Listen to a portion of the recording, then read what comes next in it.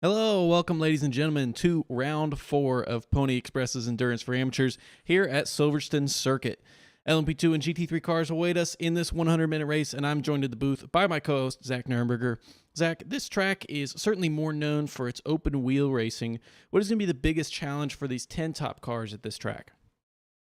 I think it's just that it just has a little bit of everything. A lot of long speed, high speed straights, some tight corners mixed in there, a lot of downforce sections.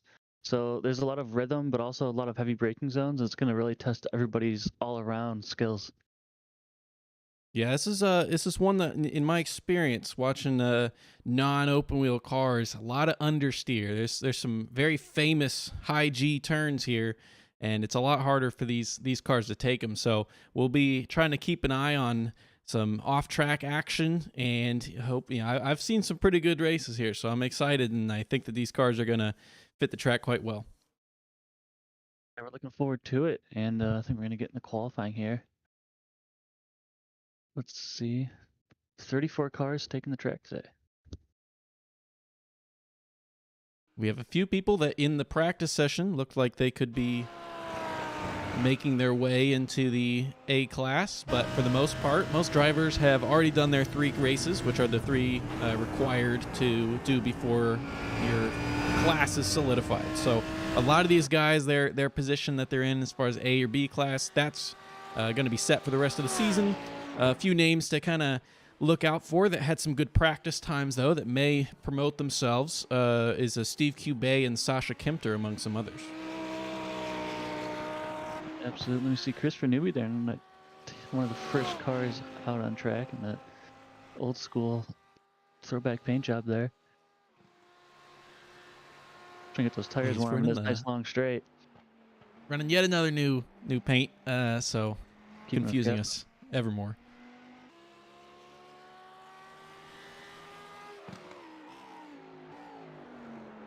So these drivers have 4 laps in this qualifying session. 15 minutes certainly can easily get 4 laps in, so some people might be waiting a little bit till the end, but this is solo, so you're not going to be hampered by anybody else.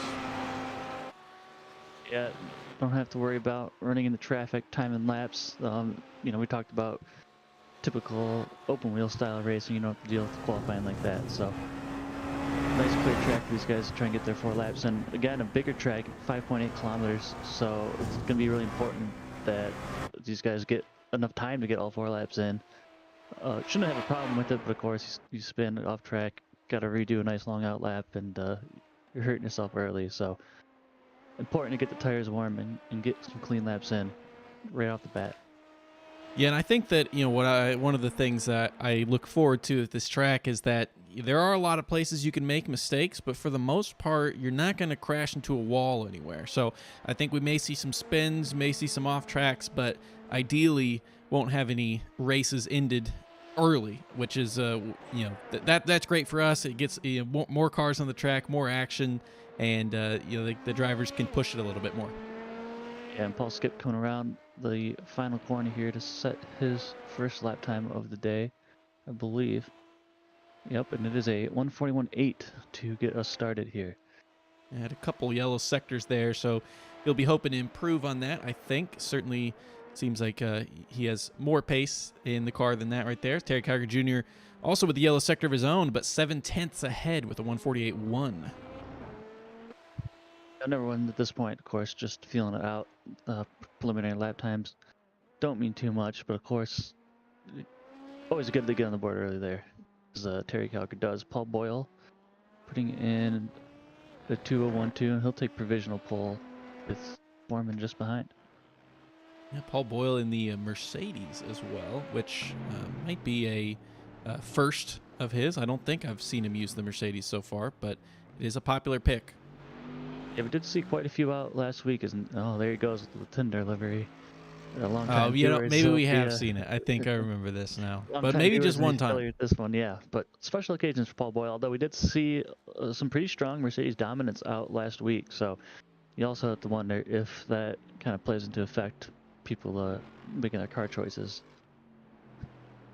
A good mix that we got here so far, and interested to see how that shakes out at the end. But We can already see there on the board 4 manufacturers represented.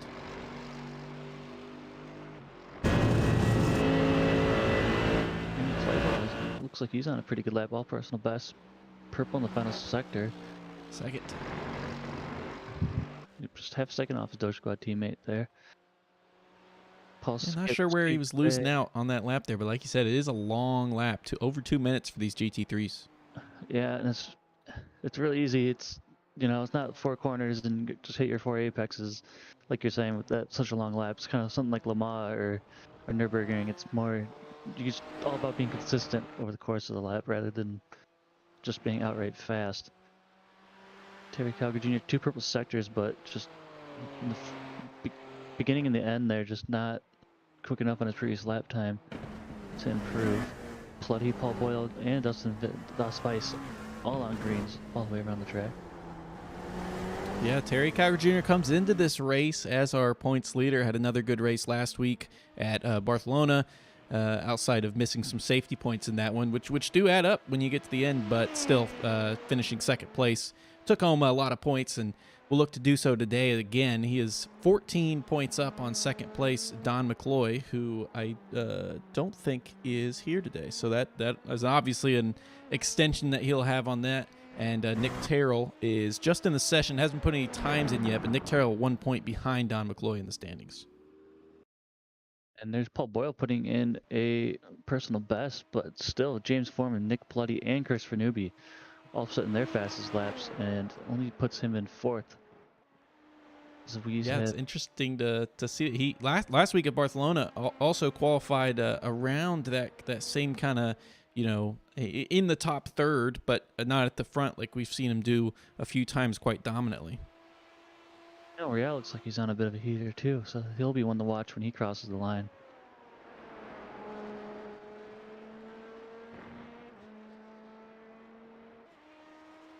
Goes purple in sector 2 and sector 5. That has to be on pole there. Waiting to see the time come in officially.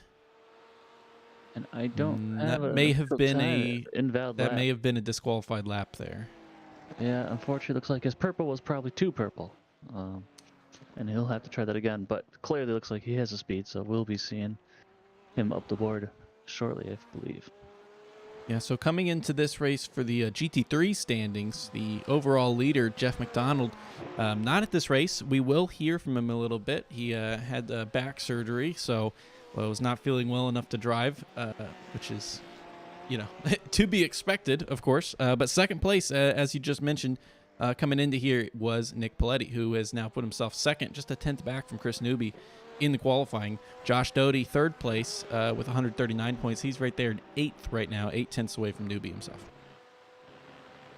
Doty's definitely someone I think we can expect to see him have a strong fight. I think he's definitely had some ups and downs so far this season, and if he can find a little more consistency, like you're saying, already at the top of the standings as is. Yeah, he's having a good season, but it should be noted, of course, that the gap between Doty in 3rd and Adrian Garcia-Vigil in 8th is a total of 8 points. 3 races in, and there's only 8 points separating all of those guys who are all in the A class, and just barely behind them is Dustin Dos Weiss and Christopher Craig as well in the B class. They're 9th and 10th in the overall standings. Every point matters now, especially those bonus points, as we see in that Dos Weiss right there. It is. Cursed him a little bit with the camera. And he's going to tow it. And just like we were saying, now he's going to do a whole another outlap and burn another 2 minutes. So he's only going to get one more flyer in if he gets that car back out of the pits. This seems to be a much larger field spread than I think we've seen in some recent weeks. I mean, what do you think? You chalk that up to this being just not a standard endurance circuit that everyone has a lot of experience at? Yeah, I think it's a little bit of that. Again, it is fairly popular for GT cars, but a lot of open wheel racing here as well. So yeah, I think it's just experience. Also, like you're saying, just a long lap. Personally, I think once we get through those first couple sectors, the slipstream will kind of kick in. And although we have seen lately, it's not quite been as strong. So I would normally say on such a fast track like this, maybe that despite the lap time spread at something like Le Mans, of course, I get kind of locked into like that draft train. But I think it'll be interesting to see how everyone navigates these. Yeah, like you said, I mean, I honestly, what we've seen at like I said already, some high down or some low downforce, high speed tracks like Le Mans and Daytona. The draft has been borderline useless. It's actually not really seemed to help anybody make any passes, and it has to get done on the brakes, in the corners, making better exits. So it further accentuates, I think, those fundamentals of racing. Yeah, I mean the LMPs, those guys will love it because those guys will get a ton of crazy speed in the overspeed in the draft. But the LMPs or the GT3 cars, excuse me, just have not seemed to have that lately. As Adrian Garcia, Oh wow, three hundredths ahead. And who's that stopped on track? As Garcia, I think that may have been his final lap. So left it to the twilight hours to put in that pole lap, but sneaks just ahead of Newbie there. And it goes James Kingsbury. His personal best puts him up to P18 as well. Claybaugh and Newbie both in the pit lane along with Gareth McAllister. Looks like their qualifying will most likely be done. Nick Tarles, of course, still yet to set a lap time. Not on track either, so I'm not entirely sure if we'll actually get to see him joining the track or not. Elijah looks like he is on 3 personal bests so far. Going through 3 sectors, 7/10ths back, not so bad. Especially he's currently 21st in qualifying. I think if he's able to hook up this last little bit of the lap, certainly can improve where he's at right now. Yeah, definitely sneak to that top 15, and even those 5-6 spots make a big difference. So. Actually, through Stowe now, one of the tougher corners of the track, without question. It's easy when you got high downforce, difficult with these cars, and coming into the club chicane, which, I think it goes without saying that this will be a popular passing opportunity here. Look at that final apex. Looks really deceptive on that camera angle, actually. Looks like he's almost going to just drive straight off the track. And that puts him P18. So an improvement by 5 or so positions there. There are 4 positions from 22nd to 18th. So good job there, bringing that in right at the very end. Daniel Hingley also here is a driver who has 3 green sectors so far. As Nick Terrell is on track, so he doesn't have much time. I think he's only going to be able to get in 1 timed lap, but he is on track to put in a lap here. Yeah, see what Hingley can do here. Kingsbury on a pretty decent lap himself. Both these guys look like they make improvements. 1 yellow sector there by Daniel Hingley, but hoping that 3 greens makes up for it in this final corner, which looks like he takes well, tracks it out wide, doesn't go too wide. This should be a legal lap here. Kingsbury up to 22nd. Yep, both of them improve. And Nick Terrell will be the next car across the line. I think this is definitely going to be, he needs a minute 45 to do another lap. So Nick Terrell, little one-shot qualifying action here. Yeah, probably tires not at the absolute peak. We saw a lot of the fastest times put in the 3rd or 4th laps by these guys. Where does that place him in the field? That may not have been a legal lap there, because I didn't. Whoa! That was Mr. Machine. He knew he didn't have time.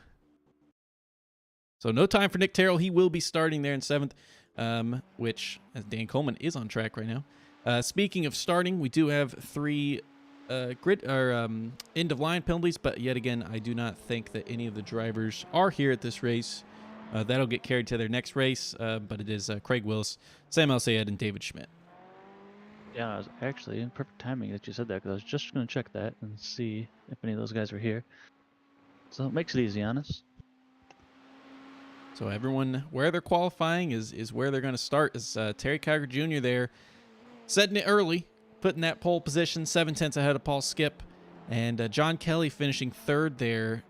The top 3 were going to be promoted to A class for this LMP2, but Kelly has been at 3 races, so he will stay in that B class and will probably be a favorite for that throughout the rest of this season. Yeah, that is something to keep an eye on. A few of these drivers still need to complete their last race. I believe Sasha Kempter will get himself promoted as well, too. I have to take a look at this. All right, while we check these standings and make sure the class is all right, we will be right back in just a few minutes.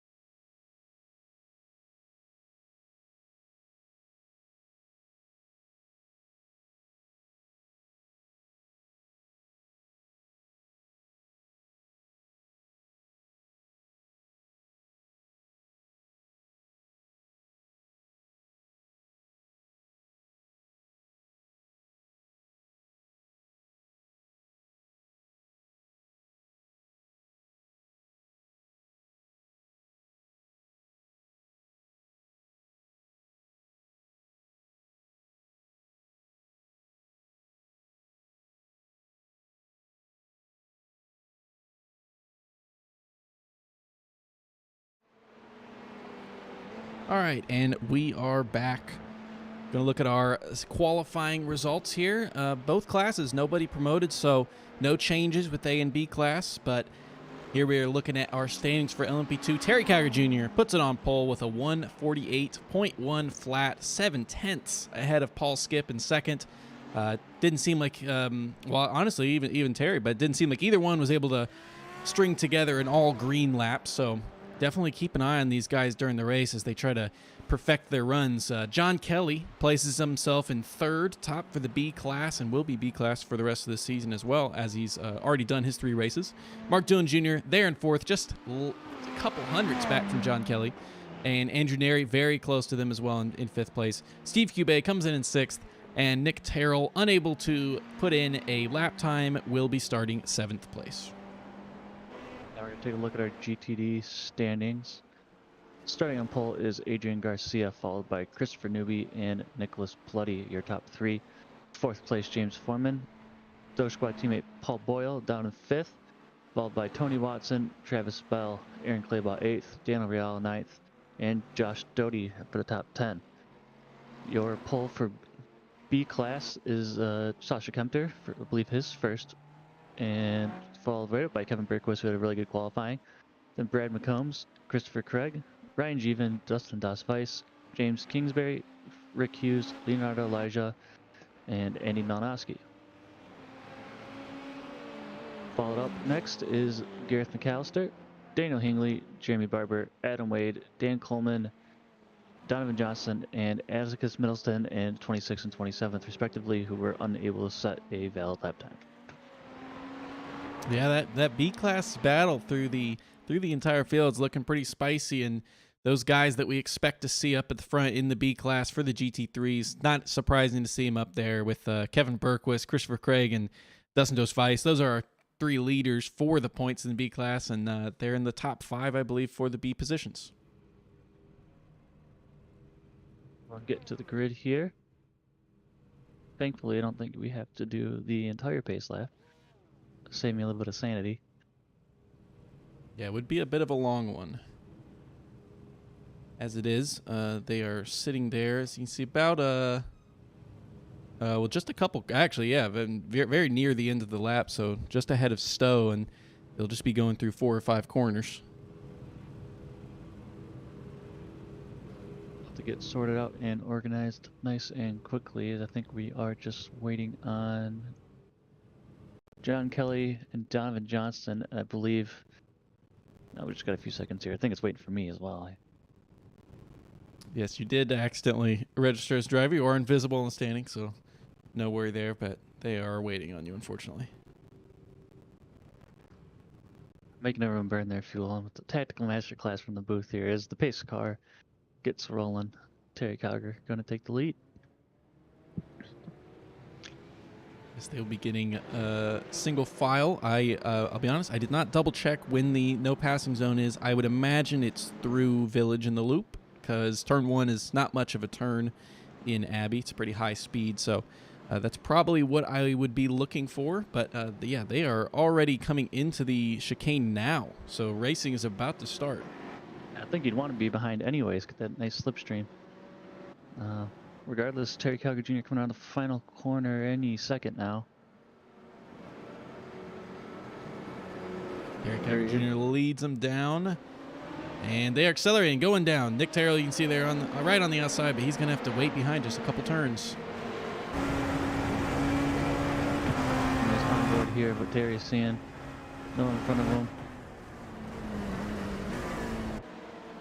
Terry Calgary leads him. Paul Skip a little bit narrower on that entry there. John Kelly right behind. And then now the racing should begin. Leading in that final corner too, leading onto the straight, really easy to push wide there, or even just trying to take too much curb, kind of bounce around. Yeah, one of the most difficult corners on this track, as they're coming through another tough one here for these cars. So coming through Luffold, Terry Calgary Jr. continues to lead, and it is about a half a second gap to Paul behind. Nobody's really fighting too much. Nick Terrell there still sitting in 7th place, and not too many changes in the GT3 field outside of Leonardo Elijah, who's lost a few spots there at the start. Yeah, I didn't get a chance to see it happen. Probably just got a little bit loose, and everyone just got a good run down straight away. But no major incidents, which of course you never want to see in lap 1. Adrian Garcia Vigil still holding that lead in that Lamborghini, followed by a Nubian Lamborghini as well. So that might be some secret to the equation here at Silverstone. But coming through Maggots, Beckett's, oh, those cars look so cool going through there. Yeah, they look beautiful. I love the way the Lamborghini looks as well too. So I am a little partial to that. Nicholas Buddy trying to even get that slipstream, but like we were saying, it's just not very strong. Still 1.3 seconds back off the leader. Yeah, a lot of field spread already for the GT3s, just running that single file. You can see there's a gap. Something happened that must have happened with Andy Malinowski there, as he is up 1 spot, but huge amount of space between him and Rick Hughes, but 17 seconds back from the leader already. Yeah, it looks like that group 19 through 25 there, Malinowski, McAllister, where that gap is, it starts with Malinowski and he's up a position, so I'm thinking Leonardo Elijah, when he had that incident, whatever happened, that probably just broke up that pack a little bit as Malinowski got around him and just left a little bit of extra room. But 100 minutes, so they'll have plenty of time to catch that back up. It's Tony Watson losing a few spots here, falling down the order. What happens here? Tony Watson coming through the first turn there, heading down into Village. Oh, that is a weird, well, already. It's already happening, unfortunately, with the Porsche, but that seemed pretty on par for what we've seen so far this season.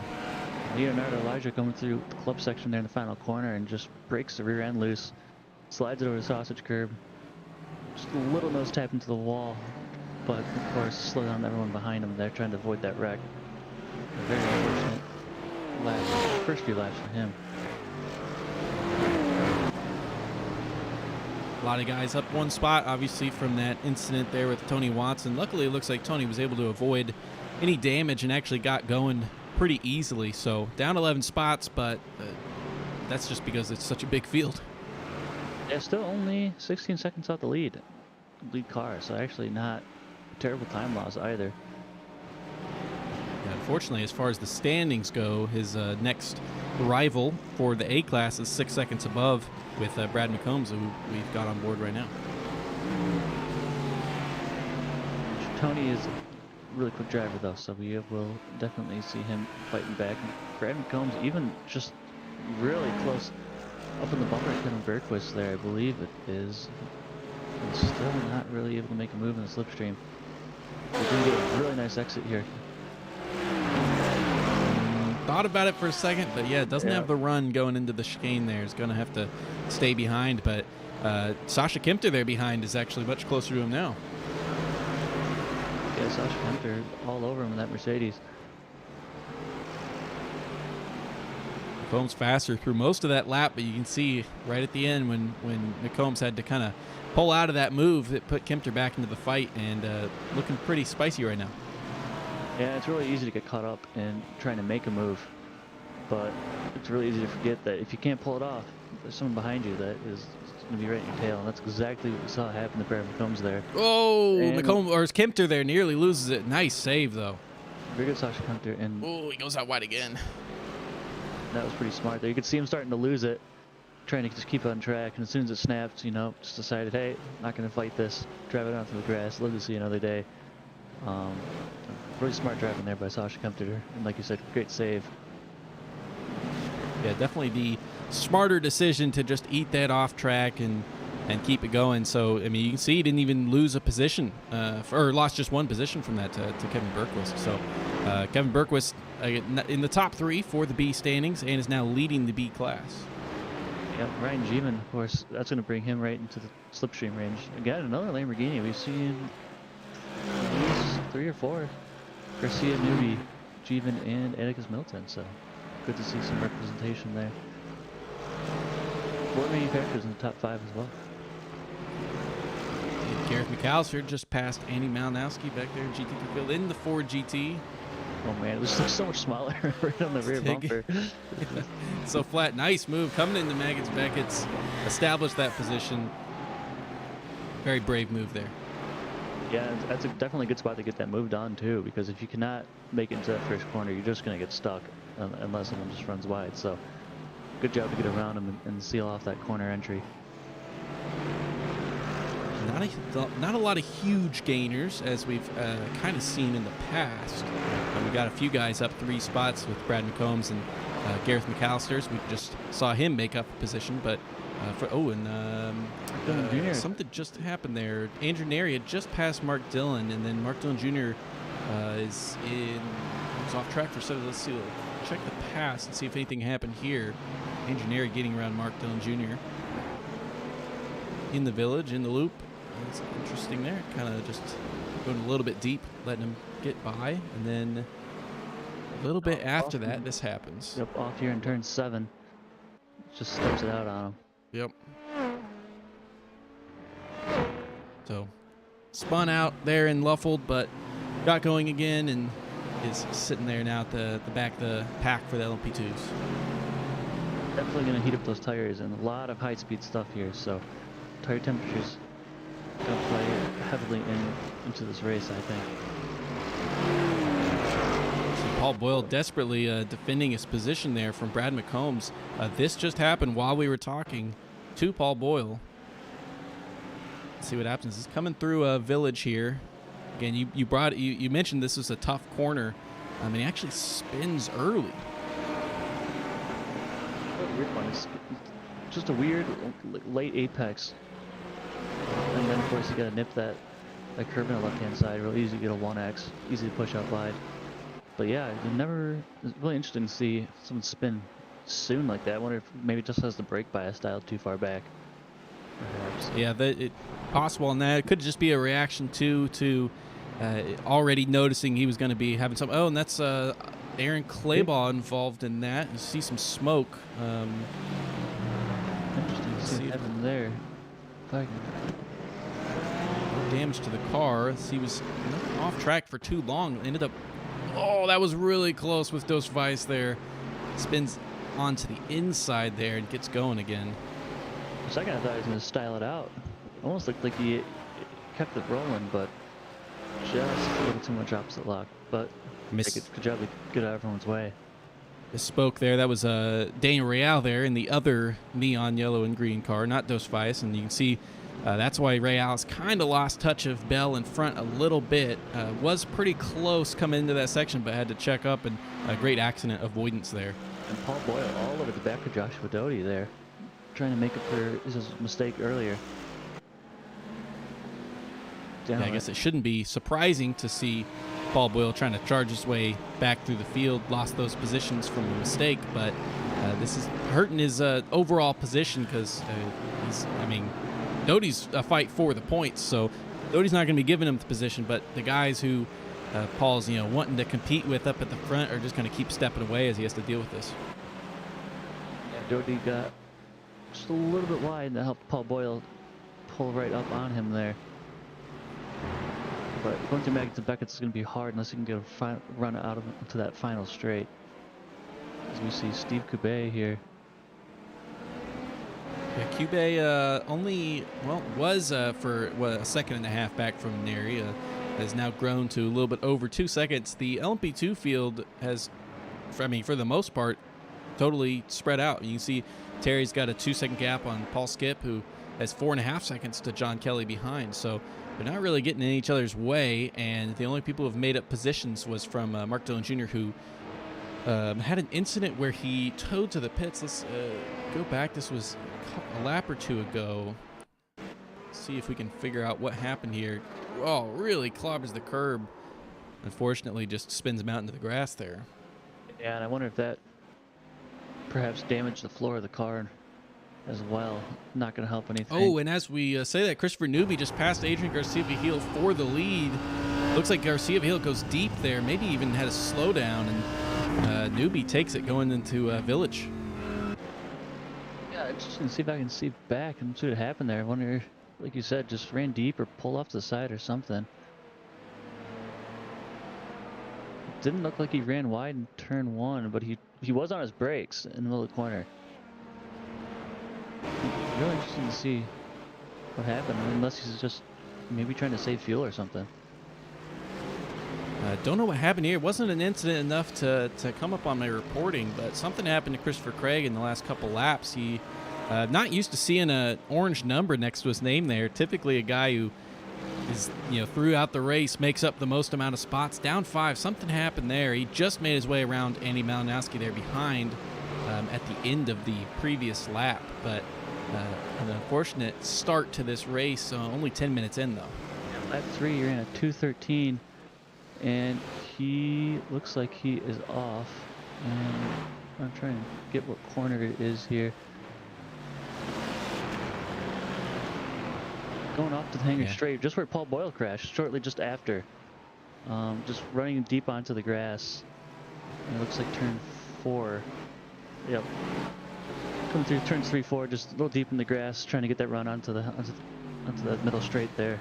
And just spun it sideways, no damage, but ran a 2:13 lap, so obviously not helping him.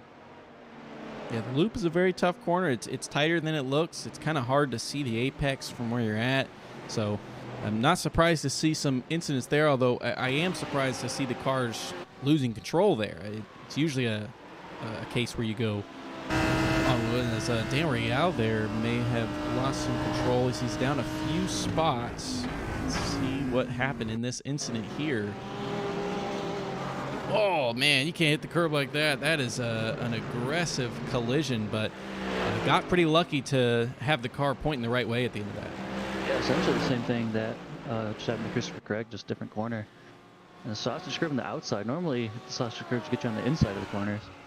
Very different situation there.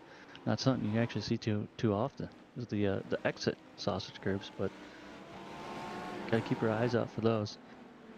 Yeah, there's a couple places here where other than getting a 1X, the track does not really punish you for going out wide, but that is not one of the places. Even turn one, you can actually get away with a pretty decent runoff, and still get that 1X before you actually have to take a slowdown. But of course, safety point's very valuable though, so no need to exploit it. This is one of our tightest groups on the track right now. Dust Weiss, Jeevan Real, Bergquist, Kempter, all these guys less than a second between each other. A few similar looking cars as well, so adding to the confusion. But this is a mix of guys in A and B, and all seem to have pretty similar pace right now. No one trying to make a move yet.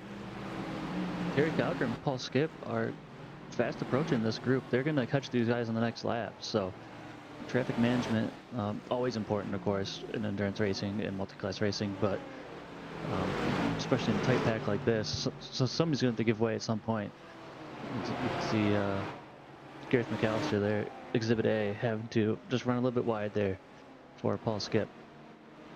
Yeah, and right when you'd said their names, it was actually only a 1 second gap between the two. So whatever traffic back there in the back of the picture, Paul Skip must have maneuvered better and had gotten really close to Terry Carr Jr. before, unfortunately, catching up to Gareth McAllister there, heading right into Maggots Beckett's, and you can see he lost that gap again. So back to the 2 or so seconds to Terry, who's leading the race. Terry's actually probably going to get these guys at a pretty decent time if he can wait. They can hold him off till after the loop.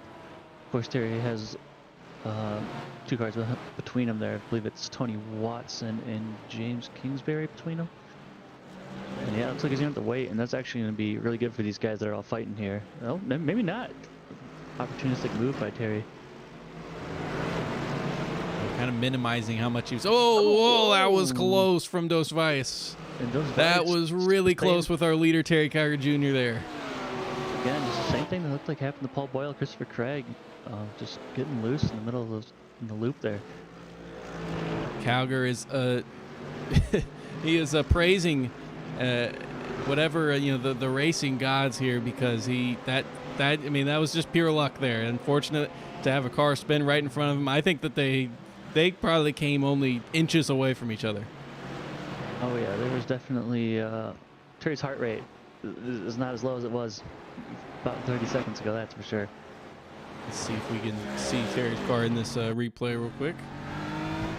He's in the grass, actually, so that's what it was. Oh, that was Terry's car right there. So unlike the other incidents before, that actually was going out wide and just a little bit of throttle on the gas. Yeah, really easy to do. Just trying to carry speed, because that straightaway is just so important, as we've seen a lot of passes going out through there. So it's really tempting to get that throttle early. Oh, did you see that Gareth McAllister there has some damage to the rear of the car? I don't know what incident caused that. It's not anything major, but not a perfect right rear to that car there. And he's actually still continuing to make up some spots. Looks pretty racy here with the 2 cars ahead of, as it stands, he's got Christopher Craig and Rick Hughes in front, but they're catching up to some guys in front as well. Oh, and the spun car, Ryan Jeevan, I believe? Yep, that is Ryan Jeevan. I think just getting loose in that final sector there. You can see right there, Steve Cubay getting pretty close. Wasn't able to get close enough in that braking zone to make his way through. It's actually looking like it's a little bit difficult for these LMP2s to make their way through traffic, just depending on where they catch them. Actually, I can confirm Gareth McAllister. Whoa! And the minor collision. Gareth McAllister has to really back out of that. Unfortunately, that makes him lose touch of those guys ahead. And looks like Paul Skip actually got into the back of Gareth going into Maggots and Beckett's on that lap when Terry saw that, traffic. Yeah. Just I think we had different camera angles. It was kind of hard to see, but just a little kiss. But obviously, well, got just a little bit more than a kiss apparently. No wing all of a damage or sudden anything. all of a sudden we're seeing these LMP2s collapse and spread apart with this traffic management that looks to be pretty difficult. I mean, it always is difficult at the start of the races. John Kelly just not close enough to make a move yet. But traffic management always difficult at the start of the race because you have larger groups of GT3s you got to make your way around. And there's a lot of good places to pass on this track. There's also just a few of those sections, you know, where you're seeing turns 3, 4, 5. Beckett's going to be kind of tricky. The club section, of course. So there's just a few choke points if you just catch traffic at the wrong time. Not going to be beneficial to your race at all. John Kelly maybe looking to make a move. You're kicking up a little bit of dirt there, hanging on to her.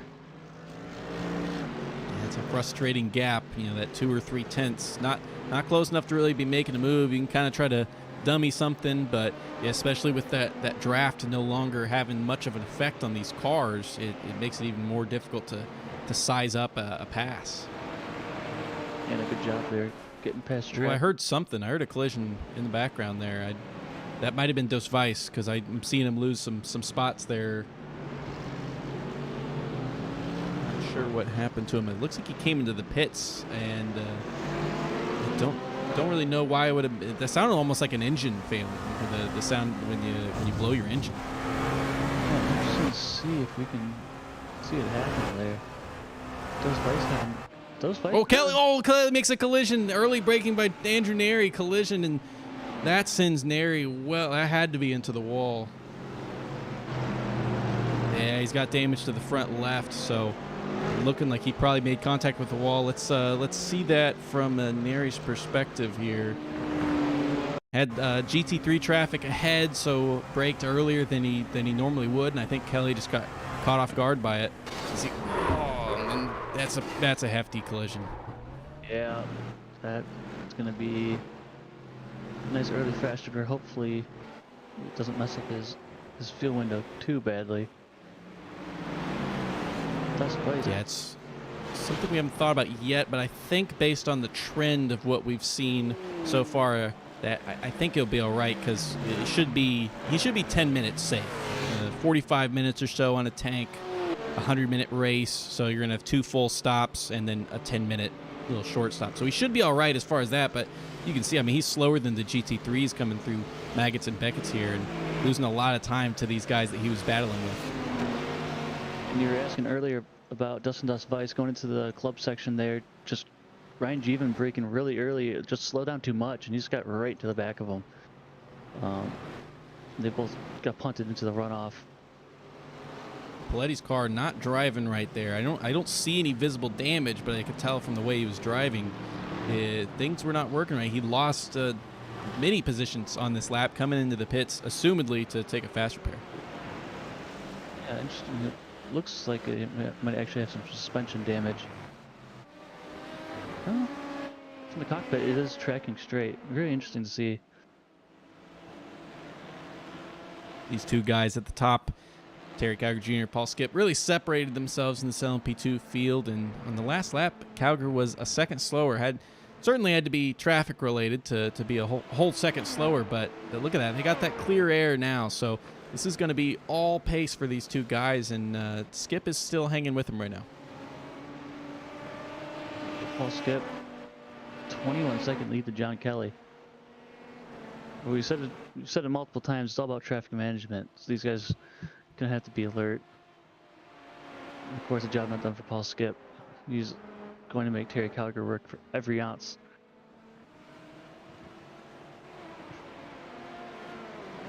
And luckily, you can see that they have probably a couple laps of totally clean running. Looks like Terry probably extended a very minor advantage on this lap here, probably just a few tenths. Yeah, actually the fastest lap of the race there, 5 tenths between the two, but 148.3 for Terry is very fast. But that's the effect of having a clean racetrack now. Yeah, Nick Pletty cannot see what happened with him. Looked like he was just driving slow. I'm not sure if he has some sort of damage. He's been in the stop for a while as well. If it were just to come in for that minor amount of fuel, and it makes me think that's an actual real life hardware failure of some kind. just trying to safely get it back to the pits because I don't think he's even rejoined the racing service yet. Looked like Newbie ran wide there and Garcia all over him. Yeah, minor mistake, but there, Vihil not quite close enough to make an attack, although it looks like Newbie's continuing to be a little bit uneasy with that car, and Vihil looks much more planted. Yeah, perhaps maybe Newbie using up his tires a lot sooner. It'll be interesting to see what Garcia does for fuel. We've seen him in the past run some different splits. Deep again by Newbie. Yeah. He goes off track a little bit. Probably was in 1X there. Yeah, it looks like Newbie just doesn't have the tires. But Garcia, we've seen him run different strategies before, so I wonder if he, if he gets frustrated being stuck here, maybe he will try and in short pit, maybe getting those fresher tires a little bit sooner, and see if he can make something work that way. Or perhaps he'll just sit behind him here and just feel safe. But we know Garcia is he's definitely crafty on the pit wall. Yeah, we're not all that far away from the pit stops. With a 50% fuel tank, you expect them to go probably about half an hour. So, yeah, a short pit strategy would be, in this lap or the next lap probably. So keep an eye out on that. And yeah, he has run different strategies than some of the guys he's been racing in the past. Hasn't always worked out for him, but always something worth trying. Absolutely, and of course, definitely keep things interesting for the battle. So we have nothing to complain about. That is for certain. Terry Calgary looks like he's pulling just. Oh, is that Nick Carroll there? Couldn't see an incident. Yes, Nick Terrell did go off track. Christopher Craig made the move here in Luffold on the inside. What a move. Had to be really gentle, give plenty of room on the outside, but that is not an easy move to make. That was a beautiful move. Yeah, who's who? I don't know, but I can tell you Christopher Craig's ahead. Nick Terrell actually crashed into Garcia Vihil. Garcia, looks like Garcia was going to pit in, perhaps? Might be at least fortunate timing, but he looked like he was crossing over to pit. Nick Terrell just going around the outside, not expecting him to, and that puts Nick Terrell through the grass.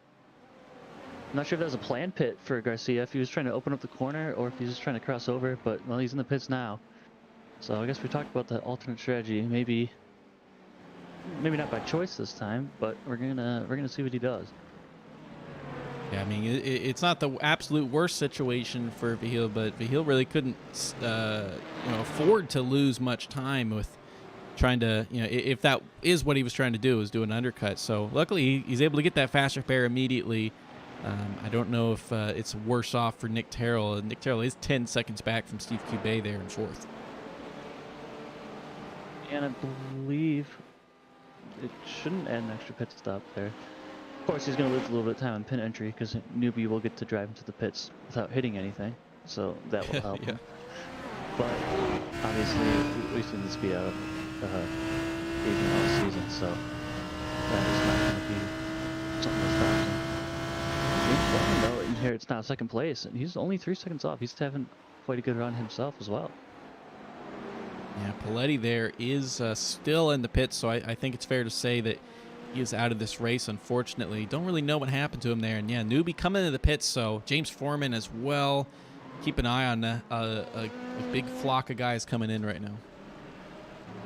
And just to update those at home as well, Donovan Johnston has retired from this race in GT3 as well. I believe he got into a few incidents early, and unfortunately his night will be done sooner than he'd like. As it looks like all the top 9, top 10 now into the pits. Johnston had towed at the exact same time that Mark Jones Jr. did earlier in this race. I was afraid that the two incidents were related, but clearly not. Just a coincidence there. But obviously we see some position change in there just based on where people's pit boxes are. But I mean, this is almost the entire field. Yeah, it'll be interesting to see now where the battle for the lead comes out after everyone shuffles around here. As we can see, Christopher Newby now out on track. Where is the heel relative to him? Actually, probably quite far down the order. He did have a 1-3 second stop in the pit box, so that'll do it. Must have been must have had an unsafe pit entry with getting hit there, unfortunately. Oh, yep, I almost spent my lunch money on it. That would make it a 23-second stop, plus 40 seconds, where everyone is doing about 22. So. Yeah, that's a tough one to swallow there. Sasha Kempter just had an incident, was off track for 10 seconds here. Oh, must have been a collision right before that. Look with, I think that's Kevin Berquist's car. Does he stop it right before the wall? He does. Looks like he'll save that engine. Yeah, and I believe that had to do with Kevin Berquist. maybe in an alternate universe where we had unlimited live stewards, Garcia would be a little more lucky, but that is the way that it goes in Big Puff of Smoke. Let's see what happens here. So this is Kevin Burke. Oh, so that was not Kevin Berquist's car. It was another, again, another one of the neon green cars. I don't know exactly who it was, but actually, let's check. It might be Daniel Real because he passed Sasha Kempter before that. Oh, that was really bad net code. Yeah, really unfortunate. Real gave him room. There's nothing. Yeah. He didn't do anything wrong. And it wasn't even like a slow spin from contact. Like that was just, he got close and it just viciously snapped on him too. There's nothing you can do about that. Even you could see Dan Real's car now. It looks like no damage to it. I mean, just Yeah. it's unfortunate too because you just have to assume the guy behind you just punted you off the track, and you know, little does he know that Real did really nothing wrong there. As Real sends it on the inside, he's going to be on the outside here. It's a little bit late to be too effective. Not a dirty move, but you can see there he's going to try a second attempt here on Tony Watson heading into Abbey, though. Tony Watson going to throw up a defensive move. Ooh, just not quite close enough. If that draft just did a little bit more of these, he's going to be going to the inside here on Abbey. See if he's able to make it work. Looks like he is ahead. He had that collision right here. Oh, he's got that position. We're seeing a bunch of people run wide though, so hold your breath. And he's very, very close, but he's still on track and does hold on to position. I'm really surprised how many people are getting caught off on the exit curb. Have to throw some sandpaper down for some grip or something. Yeah, that was a nice move there, and I mean that took him 5 or 6 turns to get that done. But hopefully he can now try to set his sights on Kevin Berquist ahead. A heck of a battle though by Tony Watson as well. I got to give him a lot of credit. A very strong defense, but unfortunately, Daniel Real, those 1 lap fresher tires too. So he's got a little bit colder tires. That definitely did not hurt anything. Yeah, Tony Watson had that incident earlier in the race, and unfortunately lost those positions. Now he's only down 4, so I do believe that he's gained some positions from where he was. He lost down a few spots. Kevin Berquist up in 8th place for the leading GTD B car. Very strong race by him so far. Yeah, I pointed out that Craig had lost some positions. Well, that was not that long ago. It was only 20 minutes ago or so. Now he's already up 3, so not representative of actually all the positions he's gained in this race, but he's gained 3 from where he started. And yeah, that's important because Kevin Berquist has that 2-position buffer between the 2 guys for those B-class points. James Gainsbury's off in Maggots and Beckett's. Looks like he had some sort of incident. Oh, yeah, he was already sliding inside of this chick right here. Into Maggots. Maybe a little too much curb? Maggots. No. Just runs it a little bit speed. wide and catches the grass, and there's no grip there. Good job. Unfortunately, though, facing backwards. Yeah. Good job to keep it off the wall, though. That's very, very high speed slide there, so could have gone very wrong, but keeps her going. McAllister himself goes into the pits there, so he had already made a pit stop, making a second one very soon after. I don't know if damage had a play in that there. Looks like he's just serving a drive-through. Interesting. Potentially, I mean, I wouldn't imagine it's incident related, is it? Gareth McAllister is at 20x. Wow. That Okay. is his drive-through. I'm the only person in here in the standings with 0. And of course, I'm not racing. Terry Calger, Rick Hughes, Jeremy Barber, and Joshua Doty all at 1X. To keep everyone updated, Sasha Kempter at 18. So he's down to 23rd. He's having started off really strong, I believe. Started in P11. Almost qualified for A class. Did about as good as he could have done while staying a B class car, and unfortunately down to 23rd. And he is 2X away from having to talk to the stewards. Paul, Skip, and Terry, a bit of a Red Bull F1 situation that we got going right now. These two guys pretty close to each other, but 30 seconds back to third place with John Kelly. So, I mean, the win is certainly between these two guys, barring something catastrophic. Yeah, I better keep my mouth shut because you just never know. But like you're saying, these guys have a lot of speed. I think even if there was a meteor strike here, I think they could still. Seems like they could still drive it back to the field. But Paul Skip, you're 33 minutes in, and he has not left Terry Calver's sight here. Check this out. Daniel Hingley just made a pass on Rick Hughes here in the GT3 field. Looks like coming down the back straight here, hanger straight, coming into Stowe. Yeah, good job. Just better on the brakes. Inside. Yep. Textbook move. Finally, someone got the slipstream working, it seems like. Yeah, it's an important move for him to make there as well, because those are kind of the leaders of that pack that they've got back there. 10 seconds between Hingley and Christopher Craig ahead. All boy on his comeback effort now, right on the tail end of Travis Bell within a second. See that orange Tinder car, and he's been on tear recently. Yeah, Bell's had a little bit of a lonely race. He was running in fourth before Vihil's penalty, unfortunate, undeserved penalty, and just had a pretty big gap in front, pretty big gap behind. But yeah, nice. He's having to get mired in a little bit more action than he was before. You can see there on the last lap, Bell was slightly faster, but it looks like Boyle's catching up on this one for sure. Looks like Garcia right also on Malinowski as well. He's making his way through the field after that penalty, as you just mentioned. Sasha Kempter, just talked about him, just put his personal best lap time in for the afternoon.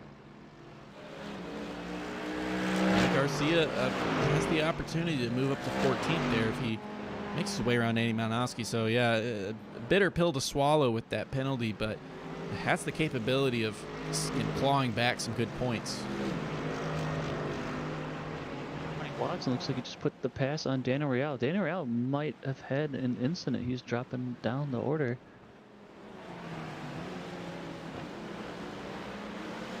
Oh, Vihil there into the pits. Let's see. Yeah, there's the Daniel Real incident as well. I don't know if these are related. Vihil just losing it there in Chapel. Oh. Yeah, it's a big collision. Daniel Real looks like he's crashed out at turn 15.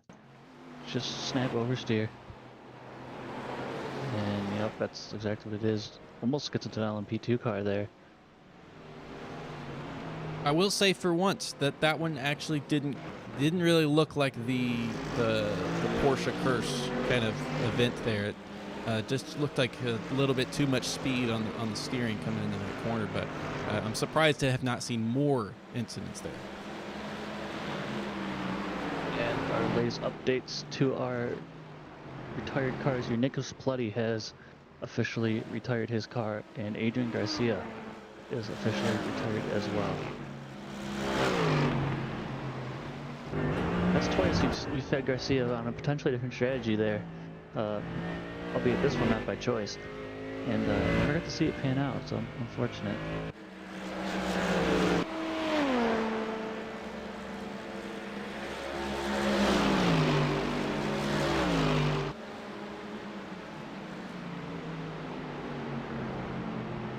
And now we'll be able to talk to Jeff McDonald here. He's unfortunately not able to race, but here to have a little chat and kind of get his take on how this race has gone so far and how the season's gone. Jeff, do you have us here in the booth? I do. What's your take on this one so far? I'm not sure how much you've been able to see, but looks like we have quite the battle here in GTD. Yeah, I mean, really, I'm mostly surprised the Lambo is leading. That's pretty awesome. Yeah, I think at one point we had 4 manufacturers in the top 5. As you see Paul Boyle going up to inside Travis Bell. Travis Bell going to fight back. Boyle sticking around the outside, not quite. Yeah, it was too bad about Adrian. You can't really, there's nothing worse than taking yourself out, especially when you're running up front. Yeah, we've seen quite a few just people catching the grass, just catching some weird curves. Yeah, the curbs are brutal if you hit them wrong, especially near the end of the track when you got that last chicane and then the corner coming out of the front stretch. And I mean, I tested everything, and I liked the Merc the best. I thought it was the fastest. Actually, I'm sorry, I didn't test the Lamborghini. I haven't tested that in a couple weeks, but that car under power, when you're trying to get the most steering out of it, you can to get through that corner is like so on the edge of either getting loose or you're just having to let a little bit of steering off as you're picking up speed to make sure you don't lose it there. But that car was the most stable platform to me. Now, Jeff, I touched upon the context just a little bit earlier in the broadcast of why we don't have you out there on the track. I know you had a back surgery. Is that something that's going to be keeping you out real long, or is it ideally a quick recovery for you? I'm hoping to be back for Suzuka next week. It wasn't. It was a pre-cancerous thing, so it wasn't anything scary as far as anything long term. It's just one of those things that runs in the family that I had to get done. So, yeah, I really wanted to race tonight. It's tough sitting here in my rig watching this, but I even thought about, man, can I put some pool noodles in my seat so I can have my back not touching, because it just rocking back and forth and it is brutal. Just I had to drive my car today and it was really hard to go where I needed to go and get home. Yeah, I don't think that I have to be the one to inform you that you are the leader of the points coming into here. So unfortunately, you have to miss us. We got drop weeks for a reason. What do you think has been the key to your success so far this season? Especially had that momentum coming from the second half of last season, and then I've crushed it so far this season. So I mean, what kind of habit or skill or practice or resource has kind of been most crucial to your success? I have to say, because of the inconsistency of the Porsche among all the tracks, it's forced me to test all the other cars, and it's caused me to put more laps in, and then I'm able to find a car that best fits me for that week, which some people don't really agree with that, but if you're stuck with the Porsche, I might as well not even race, because it really didn't work at 75% of the tracks. The Porsche and the Audi were doable for tonight, but the issue I was having with them during testing is if you at all slide those rear tires even just a little bit, you got to back out of it before the next corner, because you're going around. There's it's real super sensitive to rear tire temps, and if you can run consistent laps without sliding it, it's fast. But that one slide it'll cost you 3 or 4 seconds a lap just till you get them cooled down so you don't spin. Yeah, we've seen already a few of the guys in the Porsches have some incidents, so not too surprising to hear that, I don't think. But we also saw a couple incidents. I know partially it's survivor bias by just there being so many of the Mercedes in the race right now, but we've seen some spins on corner entry. It looks like potentially some sort of lift-off oversteer. Were you experiencing that with your testing with the Mercedes? Just in the first lap or so, and really it was just in that, was it turn 4, that hard left-hander, that real slow one, I forget the name of it, but and really I needed to move the brake bias forward quite a bit for the first lap, and then I just started moving it back a click or two until after like 3 or 4 laps I got back to almost the stock setting. But I think it was just still a little more forward of that.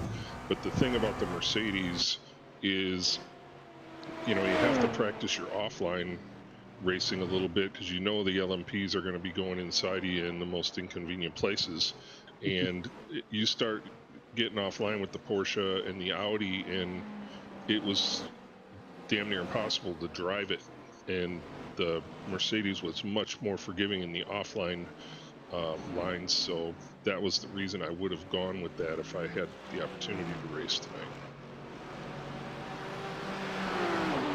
We'll see Andy Malinowski there. Finally getting passed by Dustin Das Weiss as Das Weiss does charge, and he runs it a little bit deep. It is also very interesting you said that about the Mercedes. Those first couple corners are really where we seem to see most of the incidents today. So always good to have that extra insight.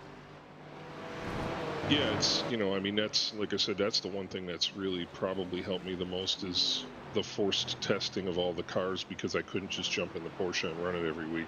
And I think that's given me the most insight into things that I do wrong in my driving style. And the one thing I think I would have to say that was the most important thing that I learned is to be as smooth as possible with getting out of the gas, getting on the brakes. Sometimes, if you're in a high braking zone, you can get on the brakes harder, but even lifting off the brakes, if you lift off the brakes real fast, it pops that nose up in the air, and then the car pushes a little bit on exit. So, everything, all the turn-ins and turnouts, everything is just as smooth as you can possibly do it. Just seems to add up to more lap time, or better lap times, especially at a place like this, because you got so many high-speed corners, and you start jerking the steering wheel going into these corners, and these cars are already on the edge. You're never going to make it through. Well, it's absolutely valuable, information. Anybody, especially watching, you got a few of the cars that, it seems to be a pretty good, even if you're not going to change which car you drive for the race, just having that different experience, I think, seems to have given you a lot of consistency and more comfortability in the car. Yeah, for sure. And the one thing, the downside to it is you don't ever spend enough time in one car to learn the characteristics of it, like full fuel run. What's it doing at the end? Is it getting tighter? Is it getting looser? You know what I mean? I won't do a full fuel run on anything until I've decided, at least between two cars, which one I'm going to go with, and then I'll do that and see which one does better in mileage and all that. But yeah, it's you never really get super comfortable with any one car, because you're potentially switching it regularly. So, like, last season I ran the Porsche, or the season before I ran the Porsche almost the whole season, and I really had that thing dialed in by the end of the season. But when you're all over the map, you can't do that. Well, I'll have you know, I don't ever change my car, and I also don't do full fuel runs. So, I mean, I don't really get the benefit of either one, but that might explain some things. Yeah, the only downside to the upcoming season is now they're going to get rid of the Ford, so I'm going to have one more car I got to test. I kind of liked having that there because I didn't have to test it. Buddy Watson making the move there on the inside of the last corner. Not a standard passing zone there, but took advantage of some chaos in front. And while you guys are talking there, the stewards are showing a black flag for Sasha Kempster for track limits, so he will have to serve a drive-through here. Adam Wade at 18, Kingsbury 17, Real 15. So some of these guys in the middle of the pack now, only about halfway through the race, and already having to deal with some drive-through penalties. Yeah, I mean, Real's there in 10th overall, and he's got 3 guys ahead of him that he could theoretically catch. Yeah, these track limits already biting back. Yeah, Real 15, so he is somebody who's going to be on his best behavior. Of course, we did see him get unfortunate with that netcode incident earlier, so there's 4X just down the drain, just like that. And of course, not his fault, but Kempter here now serving his drive-through after he's having kind of a rough day today, unfortunately. Yeah. Well, yeah, it was. What were we gonna say, Jeff? You can go ahead. I said it really overcomplicates things. When you're on a track that has this many fast corners, and you just get that hair over the line and catch the 1X, and all you're trying to do is find a way to get through there fast. And every time you make that mistake, another 1X piles up. And they add up really quick. When you're struggling, especially if you're having handling issues with the car. Yeah, and I think too, sometimes you just once you kind of find a line, you start pushing it, and then the tires just go off, and you just slide that little bit wider, and you just gotta keep readjusting, and it's really easy to lose your head too once you, like you said, once they start piling up. Yeah, and then you change tires and start all over again. Yep, it's just a vicious cycle. Well, Jeff, it was great hearing from you. It's good to know that you're doing all right, and hoping to see you back in the car soon. And it's always fun watching you. I know that you regularly contend to be at the front, so I think even if you have to take a drop or two, you can still be a favorite for the championship coming in. So we wish you good luck on the recovery, and certainly good luck in your future races here. I appreciate that. Thanks so much, guys. And I'll be watching the rest of the broadcast, and you guys do a great job. Just keep up the good work. Very appreciate it very much. Thank you. All right, we'll see you next week. Have a good one. Have a good night. Always good It's to great hear hearing from our drivers as well. Unfortunately, can't be here, but at least we got to hear from him in the booth. Yeah, as long as he's able to return quick, I think we all know that he has every capability of still winning the championship, regardless. Yeah, he was a little bit inside wide. of Josh Doty though too. Still that's a pass. Yeah, already made the move, already ahead. Tony Watson making up a few spots in these last couple laps, and obviously remember we saw that mistake that he made. Real, that's Doty looked like he may have made a mistake there again. That's going to add to Real's total there. Adam Wade, he's 1x away from getting sent to the cleaners himself. Real at 16 now. I mean, he was an off track, but it was faster through the corner than Doty was, so that's put him right on the back. But yeah, it doesn't really matter if you get a black flag and have to serve that penalty, as Doty's pulling out to potentially take that position back from Tony Watson. The draft's not doing anything for him though. See that last 5 laps there from Tony Watson, about half a second a lap on average. Probably even more than that actually. Real right in the bumper. I'm not sure who that car is in the background of all of them. It's Kevin Bergquist. Kevin Bergquist, yep. I know Das Weiss also has sometimes the similar color scheme, so. Yeah, Dos Weiss is just a few positions behind that. He's right behind Rick Hughes. But Kevin Bergquist, not only is he there challenging those guys in front in this pack, but he's also the leader for the B class. So this just continues to, if he's able to make these spots, continues to pull advantage over Christopher Craig behind, who is one of his championship rivals. Yeah, I think if I'm Kevin Bergquist right now, hard to tell what he's feeling, but it looks like the cars in front of him just kind of all over everyone's bumper. I think I would just try and sit in slipstream here and just hope for a mistake. We've seen it work for everyone before. So Real moves his way on the inside. Not much Doty could do to fight that one. And yeah, now Kevin Bergquist is going to look to try to be the next guy to make the move. Yeah, Doty's just getting shuffled down the order. I think is just kind of a victim of just kind of giving everyone slipstream here. But looks like a lot better run into that corner than last time. Of course, he had Tony Watson up his inside trying to make a move. And Tony Watson able to pull a little bit of a gap. Yeah, 1.3, 1.4 seconds. So this is perfect for Tony Watson, who's he's looking like the old Tony we know and love. Former champion Tony Watson. Yeah, and you can see why. Definitely see why. Again, he's got a bit to make up to. Yeah, he's got a bit to make up to the guy in front, which is Aaron Claybaugh. He's got 8 seconds, but a lot can change in this race, and I mean, being 7th place is bringing home some pretty strong points. Absolutely, and that's if you missed the beginning of the broadcast. Tony Watson didn't have a great start and got into some incidents early, so makes that P7 more impressive as he actually goes into the pits lane. There. All right, so a little bit early, not worryingly early. That's a strategy call there, but you could go up to that 60-minute mark or so. Probably, I guess we can see how long. This should leave him about 2 25-minute stints after this. So 25 minutes from here and another 25. So it should be plenty of time, with a little margin actually. Yeah, those first pit stops came after 13 laps from, well, pretty much the entire field for the GT3s on lap 12 now, although like you said, they started with 45% fuel. They have 50% for this second stint here, so I don't know if that adds another lap to it with this long track or not.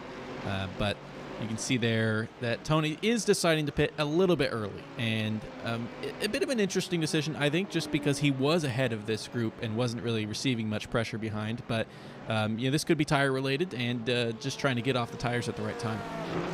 Yeah, I'm actually not sure. Because of the earlier incident, he may have pitted just a touch early on his very first stop. I don't actually have the data on that exactly, so that could also be it. Maybe we just on a little bit of an alternate strategy there after that start of that race. But like you said, it should not affect anything from here on out. And back out into 15th in that Porsche. Apologize for making a huge graphic here, but just to take a look at what Watson did. He went 12 laps on that first, so yeah, he actually, I don't think it was due to damage, but he, along as a couple others like Dustin Dos Weiss, pitting 1 lap early, so that would explain the pit on this lap here for him. Yeah, we see Ryan Jeevan there in 20th, did do 14 laps on his second stint, so it looks like most people should, yeah, definitely possible. I personally wouldn't think you could feel safe with 15, or at least not quickly. So, looks like everyone, for the most part, should be in their fuel window here. Is Dick Terrell with Andrew Neary all over his bumper, catching a little bit of traffic. Neary has closed down that gap and has been pretty close these last few laps, but this is absolutely the closest he's been so far, and 3/10, not just frustratingly far away to really be able to make a move. Dustin Dos Weiss there comes into the pits, the aforementioned driver who also pit 1 lap early, so everything's kind of shaken out like we might expect based on just how the first stints went. Yep, and Dos Weiss did do 14 laps on this stint. Looks like everyone else is about to finish their 14th lap, so I think we're going to see everybody from Newbie all the way down to Malnoski here pull into the pits. Like you said, Tony Watson just came out. Dos Weiss in pits as well. I thought for a second that Andrew Neary might be hampered by the location of Gareth McAllister's Ford there, but it looks like they both got through without really losing any time, and still sub 4/10 for Neary. Yeah, and a lot of clear track ahead of these guys, as you can see on the track map.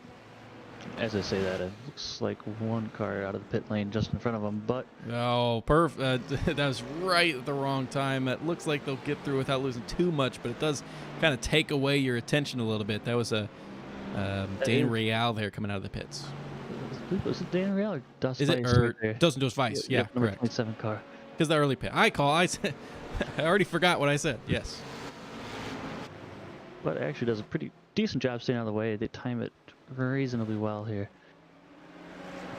And the battle lives on. James Form is our new leader now after taking it 1 lap longer than all the guys he was fighting around him. Newbie, Bell, Boyle, those guys all have already come in for their stops. So Foreman and McCombs, 2 guys sticking it out longer. Claybaugh there, as you can see as well. And looks like I'm going to eat my words here. Looks like Claybaugh, McCombs, and Foreman all going to do a 15th lap here in their stint. So very wrong, but... Yeah, a number of guys potentially. Doty, Berquist as well. Yeah, and Brad McCombs is charging up the field right now. That's going to help him out a lot at the end. Just that quicker splash of fuel. I mean, these guys are battling in within seconds here, so... Doesn't look like Berquist is saving fuel with the way that he's battling Doty here. He is giving him all he got, and I don't think he's taking it too easy, but just might be that 50% fuel allows you to go a little bit further. I mean, maybe the guys we've seen pit already, that's a pure strategy decision. Yeah, Berquist is going to have his chance here to get light on the brakes on pit entry, see if he can make up some time in the pit stop as well. Berquist all the way up in the P6. Of course, like you said, we still have to wait for a pit stop to shuffle out, but he is so far the leader in GTDB. And as far as net, he should still be, he was at least before Christopher Craig came into the pit. Oh, so some smoke there. That is Daniel Real there, right on the outside. Luckily, not impacting anybody, but Christopher Newby making his way around now. Well, yeah, maybe obviously Doty and Berquist, but Newby gets behind gets ahead behind as well. Looks like Daniel Real just got sideways there. Actually, pretty good drift and saved it. Looked really nice. If he didn't have any traction control, he probably could have styled it out, performing the drift Seemed to be style, in the but same place that we saw Watson have an incident, I believe. I could be misremembering. at least still a nice long straightaway to get those rear tires cooled back down, hopefully. These guys will well be cleaning the pits now as they've gone that extra lap. And see if anybody tries to pull anything funky. Of course, you could always still short fuel here and try and get a jump out of the pits. You're going to have to pay for it later on in the race. But I'm going to bet a pretty good amount of money these guys are going to just try and fill the tank as far as possible, as we see Christopher Newby there take back the lead of the race with James Foreman just behind him. You can see there nearly everybody in the GT3 field has now made their second stop, with the exception of a little bit down further down the order, Jeremy Barber and Leonardo Elijah, who you would anticipate will be coming into the pits now. Interestingly enough, James Foreman over a second longer in the pit stop there than Christopher Newby, and the gap less than that. So perhaps could have actually jumped out into the lead there. Maybe just had to take a little bit of extra fuel. Yeah, it may come to benefit him later in the race, but yeah, it does sit behind now. Foreman, of course, did take that 15th lap, so he may have ran his tank very, very close to the end. So, of course, when you're filling it up all the way, had to take that extra splash, but he will make that back up in the next pit stop. So.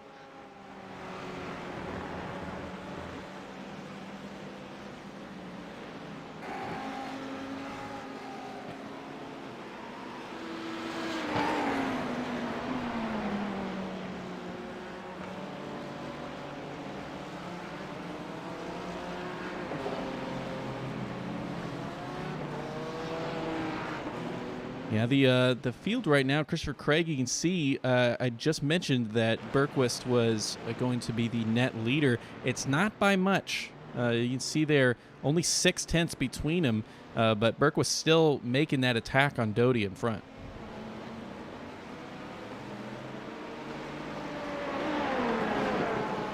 I don't know if potentially his pit stop was short or longer than Christopher Craig behind, but Craig's looking really fast right now, breaking at sub 0.3, sub 0.2. This draft is actually helping him. He's going to be heading down into one of these final corners, pulling out to the side. He's making the move later on the brakes, and he shoots his way through. I don't think that Bergquist can do anything to fight back on this one. No, it looks like nothing he could do. Actually, and as you mentioned, Christopher Craig a second faster in the pit stop, so it helped him gain some time up to the rear bumper there, which seemed to make all the difference once he got in the slipstream. There was, like he just had nothing he could do. Laid on the brakes and got the job done there, and that Martini Mercedes almost looked behind over there. Yeah, it's almost surprising. Well, I mean, I guess, you know, it may be chalked up to then just the state of the tires. You know, Christopher Craig had come in that one lap earlier. The tires are not at their best as soon as you come out of the pits. They're not, you know, ice cold or anything, but it takes a little bit to get them worked all the way up, and I think that Christopher Craig used that to great effect to not only have a shorter stop, but then also have faster tires when Bergquist finally came out in front of him. Yeah, we've seen that a couple times. Some of those guys that had the undercut, just having those a little bit warmer tires, and it seemed to make all the difference on more than one occasion. Now the question is how Josh Doty's going to do here. It looked like he was struggling a little bit at the end of the previous stint.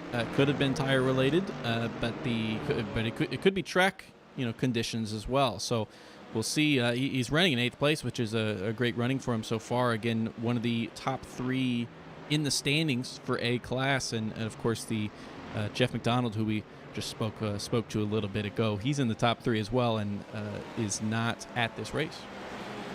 And speaking of people who are not in the race, Nick Pletty, unfortunately, had, I believe it is a wheel issue, and he has now joined us to talk us through what happened there, Nick. Unfortunate end for your race today. Paul Skip, by the way, to call attention to that real quick, Eddie Malinowski losing it there into Brooklyn's. Paul Skip very lucky to not have his race in there.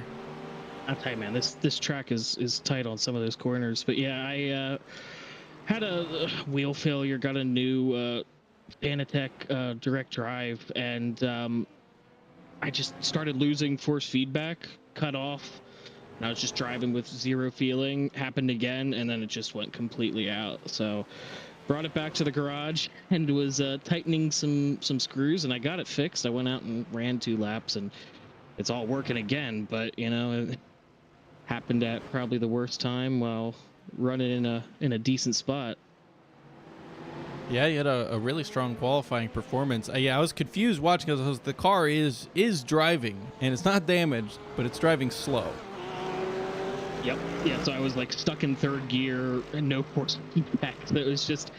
I was thinking maybe if I could recycle the wheel in the pits, I might be able to get back out. But no, I had to unscrew some stuff and restart some things. So it was I mean, once you're 20 laps down, it's better to just spot for the teammates and see if I can help their race. Now, I know it certainly was on your mind. Of course, you came in to this race, second place in the standings, guy in first place missing the race today, Jeffrey McDonald. And I mean, you do have a large gap to third place behind, which is Josh Doty. But yeah, that now you and Jeff, who we've both spoken to, both guys leading the GT3 field, will be taking certainly a drop week today. Yeah, I think that's one of just the crazy things about our series and a lot of the drivers we have. I mean, because of the drop week, well, with the drop weeks, but with the short schedule, even missing one race, I mean, they'll be right there to jump on you. I mean, and I think Paul's had a little bit little unlucky with some things, but I think he should be hopefully able to get a podium tonight. And if he can do that, I think he's going to start coming back on these on the points in the standings going forward. So I mean, you never know when we get to the last race where people are gonna come out with drop weeks and all that kind of stuff. Yeah, Paul has been sitting on the back of Travis Bell for a little bit, been very close. Again, they're in the same car, not the one that you chose. You chose the BMW, and it does look like the Mercedes has had some issues, but we're also not seeing any BMWs running in the top 5 right now. So, you know, what influenced your decision running coming into the race to run that? I see Aaron Claybaugh did the same. Yeah, when I have the time, I try to give all cars but the Porsche. Poor Porsche, but and the GT. It's the Porsche and the Ford GT. I mean, they're just not with the setups we have. They're just not a viable option, at least not for us. So yeah, I ran all the cars, and I mean, the pace. I mean, as you can see on the track, I think all the cars are very close. I think Paul thought that the Merc was going to have a little bit of an edge on the speed. The Beamer is usually maybe 100th or a 10th off, but pretty stable. The Lambo was a little bit loose, and I think you saw that happen with Adrian. I think I heard he had a little bit of an incident with it. So a lot of the cars that are out there that are a little bit loose do have the potential to be fast, but you know, we got an hour and 40-minute race, so you got to be clean. Now we're watching Paul Boyle here, just not able to really make a move down the straight. Is your experience so far this season, you know, with the change in parameters, at least up here, it almost seems Paul Boyle going to the inside, looking like he's going to be behind coming through this corner here, but he is very close. He might try the switchback. Nah. Are you experiencing that the draft is almost useless? It's not useless, especially like when we were at Le Mans. The draft was not useless. I mean, Aaron and I did a bump draft, like train to catch up. So it wasn't useless, but you got to be, you know, right on the bumper of the car ahead of you to get a significant gain. He might get a 10th here or there in the straights, but it's nowhere near kind of what we saw in previous seasons where you could just really catch up, like even on a hanger straight here. Really close between, I believe, the Steve Bay there and Paul Boyle coming out of the village section. Now, of course, then that means that a lot of the passes have to be made on the brakes, and those were also changed between seasons. So, I mean, what's your experience with the new ABS model? I actually haven't really noticed that much of a difference, other than you gotta give it a lap for the brakes to warm up.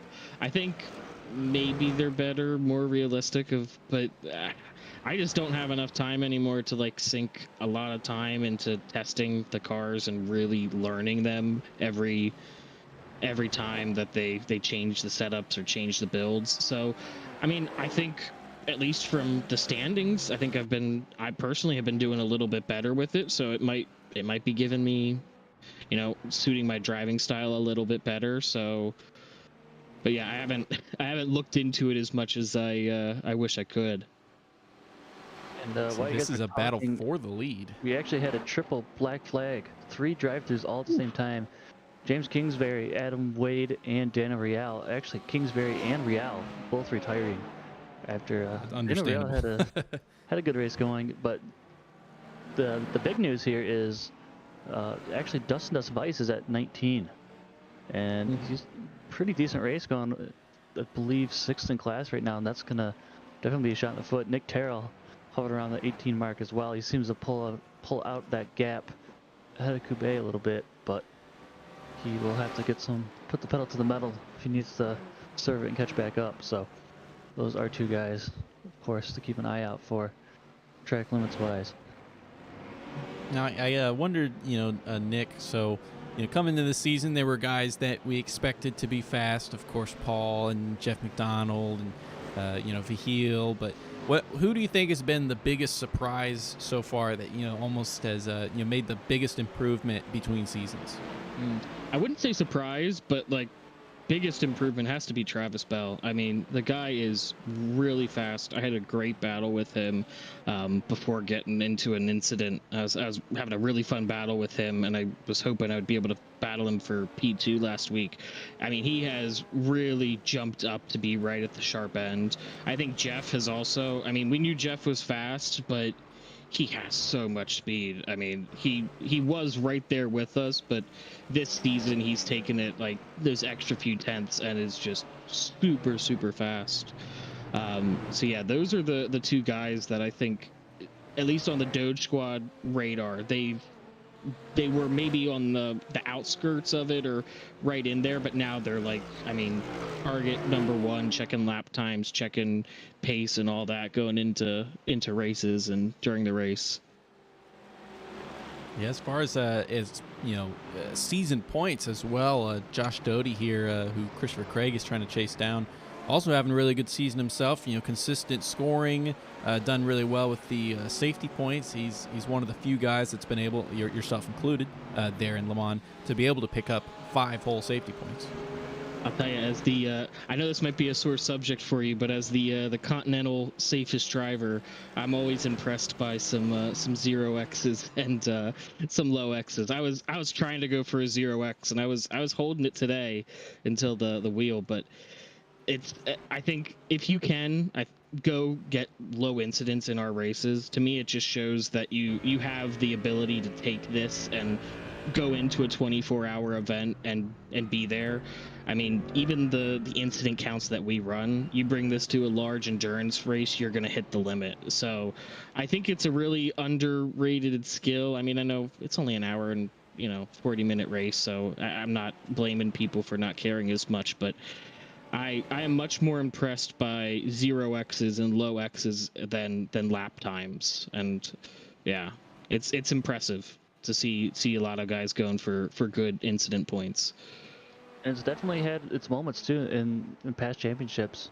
Me and Marcus being one of those where the margin was only a few safety points in a couple of races. So we've seen plenty of times where you can gain or lose several positions in the championship just based on that alone. So and the points are worth now more than they ever have been in the past as well. Exactly. So it just goes to show you that, I mean, even when 1 or 2 were worth it, now we're talking about 3, 4, 5. So just adds an extra element of strategy.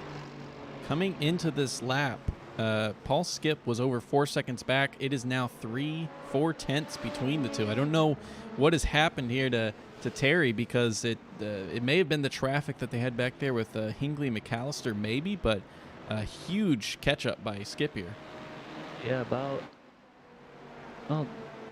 Terry, I think was about a 1.5 seconds slower, if I'm reading this correctly, on that last lap. I think he just bad timing.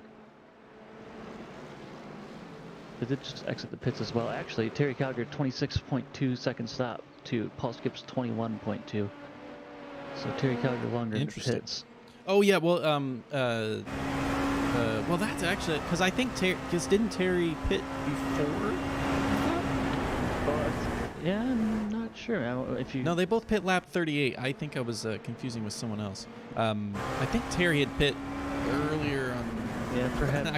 I can't remember now. Yeah, I'm not sure if you have that pit stop data that we had earlier, but Oh, Paul Skip, a lot of opposite lock there through that corner.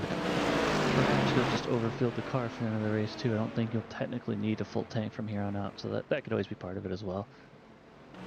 Yeah, Paul Skip 4 seconds faster on that lap, although could have been even faster without that a little bit of almost lost control. Oh man, this traffic is coming at the wrong time for Terry here, but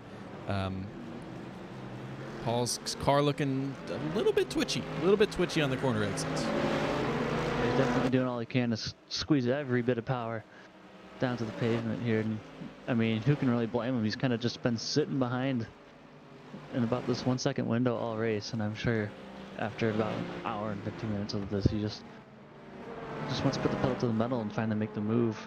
Good job getting around the outside without losing too much time as well. Well, Nick, it was great hearing from you. We'll let you get back to managing Paul's race as he's only got half a tenth to Travis Bell in front. So maybe you can will him forward to that podium spot. Unfortunate for the tech failure, but hoping that doesn't happen again in the future.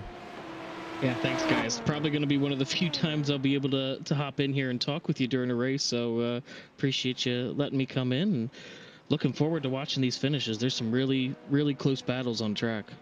Absolutely.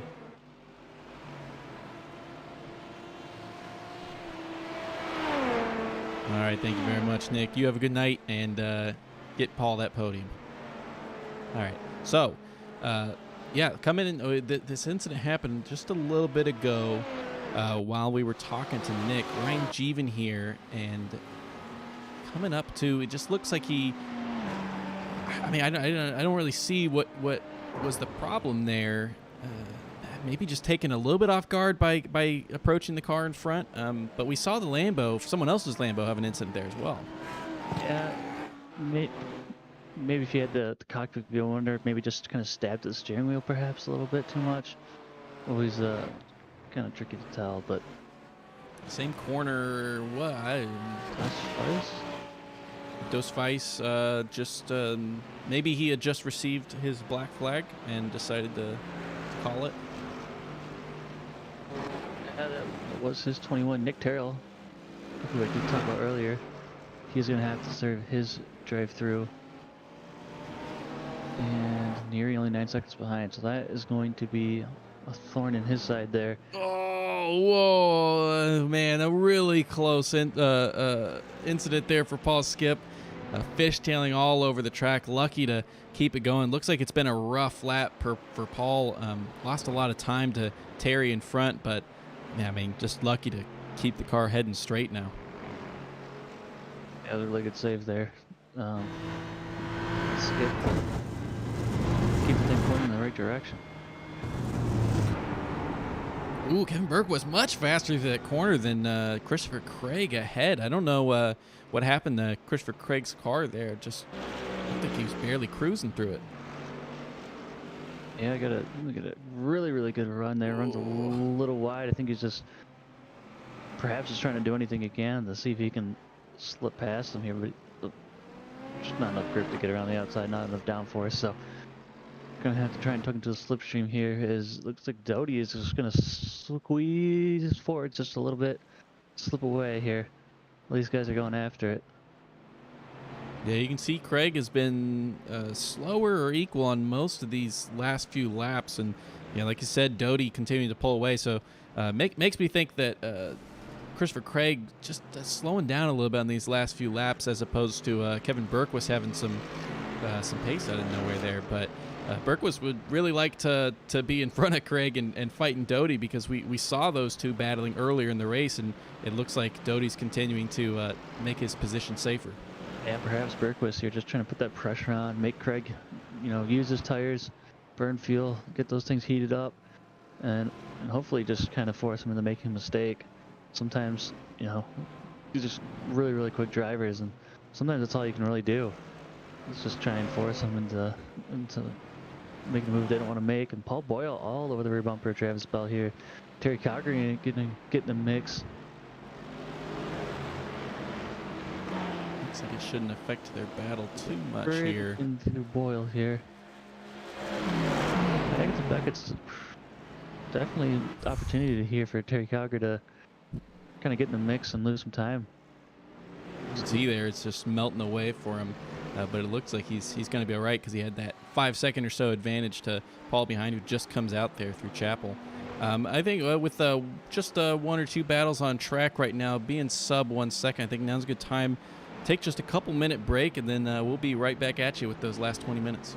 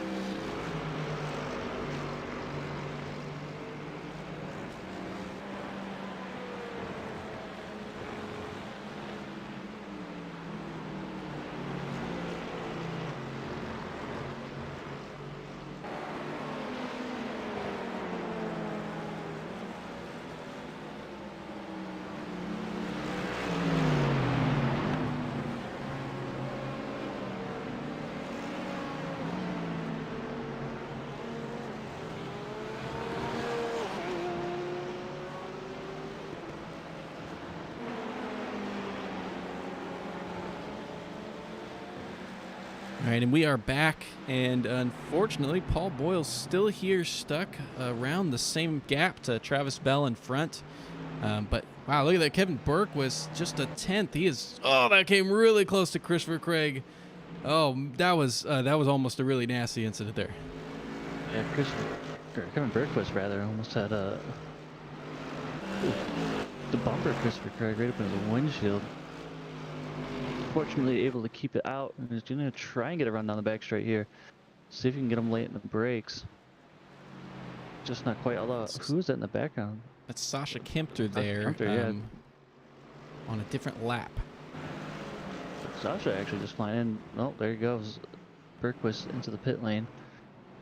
Yeah, probably a good call there, because it looked like of the three of him, Doty, and Craig that he was the fastest. So a good call to get out of that battle, try to get him in this pit stop and come out ahead of him. Nick Terrell too, actually, he just served his drive-through not too long ago, and he's already right up on the back of Engineering. He's trying to scavenge up some points as he can hopefully trying to get up into that 5th place position. And nope, not quite yet. Thinks better of it. Yeah, Neri, unfortunately, as we saw earlier, involved in a collision and colliding with the wall. Pretty bad damage, so he has not had his favorite race today. And Nick Terrell with having the drive-through, as you mentioned, also not having the best race of all time. So we'll be losing some more ground to Terry and Paul Skip, as well as Terry back to kind of the same form. I mean, I guess 6 seconds if you kind of weigh it to what we saw a couple seasons ago, where he was winning most races by 20 or 25 seconds. Maybe not as much, but hey, Malinowski there getting around Daniel Hingley. Let's check that move again. Oh, It was a pit exit. Easy move. Hey, take this while you can, of course. Oh, Dick Tyrrell. Deep. Camera angle a little deceptive. I wonder if you It's can another try and X get there. back inside. Yeah. What's the? I can't. I know that as a midget 20 is where you get, but it's a pretty aggressive. Black flag after. I think it's only like 5 or 6 incidents every 5 or 6 after the 20 that you get another drive-through. So surely that's not helping Terrell's case there. Still with 18 minutes ago. It is every 5, and Gareth McAllister right now at 45. I don't even know if I can do the math on that. That is a drive-through plus 5, 6 drive-throughs for Gareth McAllister. Yeah. Wow. Hey, take the points though. If you're out in track, you can't lose laps. So I think he's just having fun with it now at this point. Only about 15 minutes left to go. Down in 17th position. Anyone else? Adam Wade's at 21, so he's still got another 4X to go. Nick Terrell is still at 20. And Tony Watson and Ryan Jeevan up at 18. So Tony Watson is having a good run up in the top 10 right now. Is going to try and, looks like about 17 minutes left to go. He's going to have to hold on for, which is completely manageable, but of course it's going to make him sweat that a little bit extra. Yeah, you see there, despite getting passed on the pit exit like we just saw, Daniel Hingley is the guy who has made up the most positions in this race, just behind Andy Malinowski, who's tied for second. Him and Brad McCombs have both made up 9, which, yeah, not enough credit should be given to, or not enough credit has been given to Brad McCombs, who is sitting there in 4th place right now. And we saw him have some battling earlier in this race, but that's a great result if he's able to finish out the race there. Yeah, that entire top 5 is supposed to make one more stop. That means Travis Bell is good to go to the end of the race. So keep that in mind as well, that Travis will not have to stop again for the remainder of this event. Paul skipped right up the inside there of Hingley, I believe it is. Yes, it is. Hingley, unfortunately, losing a little bit of touch to Malinowski there through the lapping event, but it looked like he had a lot more pace right before that.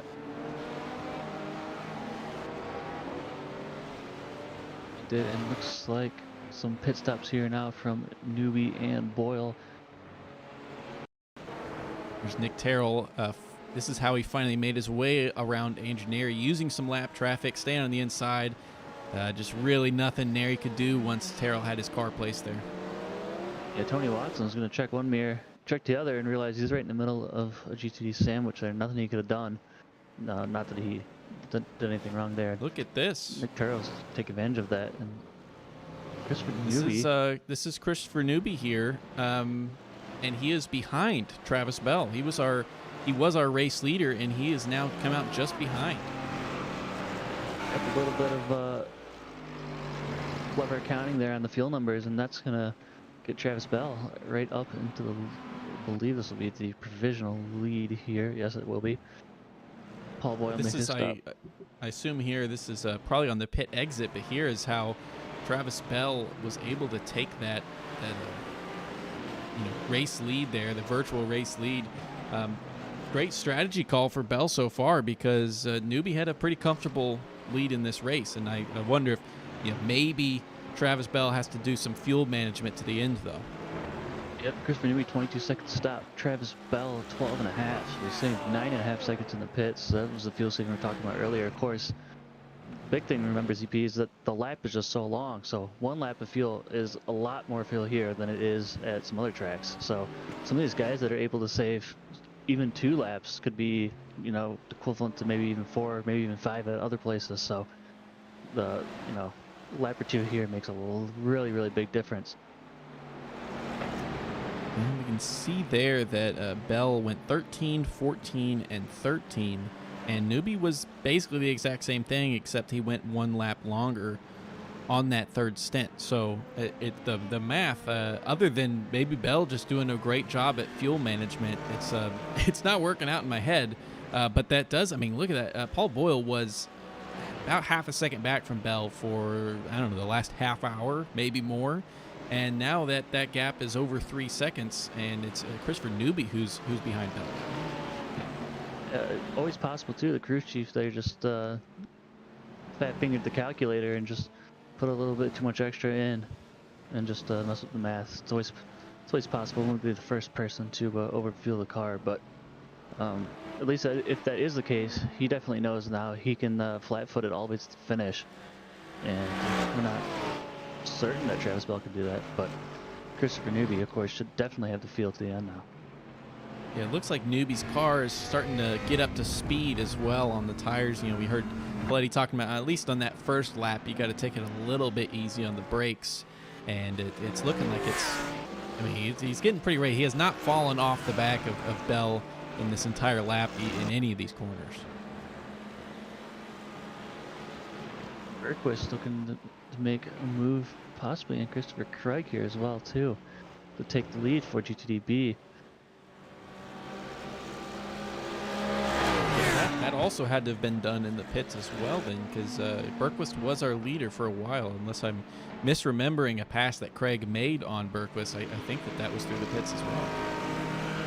Yeah, Kevin Bergquist had the quicker pit stop, although we did see Bergquist dive in there earlier. Could have also just had a slow pit entry, but the weaving that Travis Bell is doing down the straight here, trying to fend off Christopher Newby. Newby just enough to kind of get a hint of a send.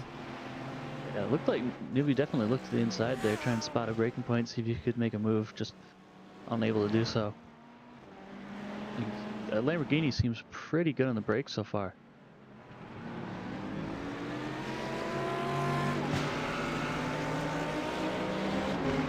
He's a little bit further back. He was 3 or 4 tenths for most of that lap. Now it's just under a second as he closes up a lot in that corner. Newby goes much deeper. Is he making a move here for the? He made the pass. That was not a normal place to pass. That was an incredible pass, becoming even before they get down to the hard braking zone. Yeah, and actually, Nick Terrell there in the background too. Almost like a job to make that move. That on the way on the outside just had so much more speed through that corner, and Bell gave him the room. And wow, yeah, that I don't even think Newby expected that to be a pass there. No, I don't think he did either. But just sometimes, just gotta send it around the outside and just see what happens. And well, it's stuck, and that actually gets Paul Boyle right up on the bumper now too. Brad McCombs. We were talking about him having a good race. He's in the 5th now, as I believe. It looks like all the GT3s have made their stops. Tony Watson is a decent way into the field run, but like we said earlier, he should be able to make it to the end, as long as he doesn't have to serve that drive-through. Yeah, I don't know. As long as Koubet and very close. I don't know if there was just if that was just maybe a little bit of a loss of confidence after getting passed there by Bell, but yeah, lost a lot of time to Newby in front, over 2 seconds, and yeah, now back to the whole Paul Boyle sub half second to him behind. So I don't know if maybe he is struggling with the fuel or what exactly is going on, but after that pass, he really slowed down. Yeah, some people. Especially will be a lot faster chasing down a car. Some people a lot faster when they're trying to defend. And Paul Boyle's close enough. That was really close. It almost seems bumper to bumper. Seems like a foregone conclusion. We'll see if Paul Boyle's able to make it into the braking zone of the village, kind of hairpin. But I mean, he may be able to. Let's see if he's able to make a similar move to. Guy in front of him was not able to, so it's going to stick behind, but possibly a send here. I believe that's Steve Koubet in the background too. That might be spicing things up a little bit. Well, Boyle making his presence known in the mirrors. He's on the inside. He's already making the pass, coming through the loop, coming through Aintree. He's going to have the lead heading down this Wellington straight. Koubet is going to luckily get by without messing up this battle too much, but Bell might be able to fight back here. He's gonna try. He could have tried to get some slipstream from Koubet there. Decides not to. Brad McCombs, of course, the biggest just right there. Perhaps one of the biggest winners out of all this, because gains a bunch of time on not 1 but 2 cars as these guys are fighting it out. Yeah, and Brad McCombs has no threat behind from Aaron Claybaugh, 8 seconds. Yeah, so he's he has the opportunity here to play it safe and just kind of see how the race plays out in front of him. But only 8 minutes left, so.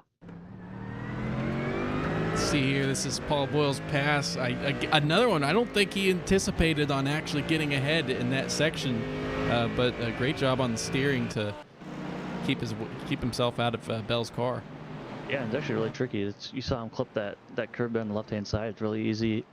Just break loose a little bit too. This car kind of just hops over that curb. So good job to get that thing to stick here. But it's definitely not over yet. Travis Bell's tucked right back into the slipstream. Brad McCombs sure is gonna be loving this. Oh, and right as we were talking about it, I was about to bring it up that Neri had not stayed far away from Terrell, using some traffic here in the final corner on the inside, takes the position back. A little bit of a block using that GT3 as well. And Neri has now moved his way ahead of Nick Terrell into 4th place. For hundreds, there's perhaps a little bit of contact by Nick Terrell there. It looked like the car might have bounced around, but I know there's a bunch of curbing out there as well. So, but yeah. Whoa, Paul Skip getting caught up in this battle here. Has that 6 seconds to Terry in front, unfortunately. So with 7 minutes to go, it's looking like as long as Terry just keeps it on track, he'll be able to pull out the win. Paul Skip mixing up, and that puts Brad McCombs into about 6/10, 7/10 now. He's gonna get Paul Boyle on the straightaway here, but Brad McCombs hunting these guys down. I think we're gonna have a finish for the ages here for this final podium position. Yeah, and before we get too distracted by it, give great props here to James Foreman, who, as he is right now, he's got over an 8-second lead to Christopher Newby behind. He's got more of a lead than Terry has on Paul Skip right now. So looking very comfortable for him. He's been running up near the front, qualified in 4th place, but coming home with a win would be a great result for him. Absolutely. James Foreman is really keeping his nose clean all race. I think for the most part we haven't really seen him up here too much.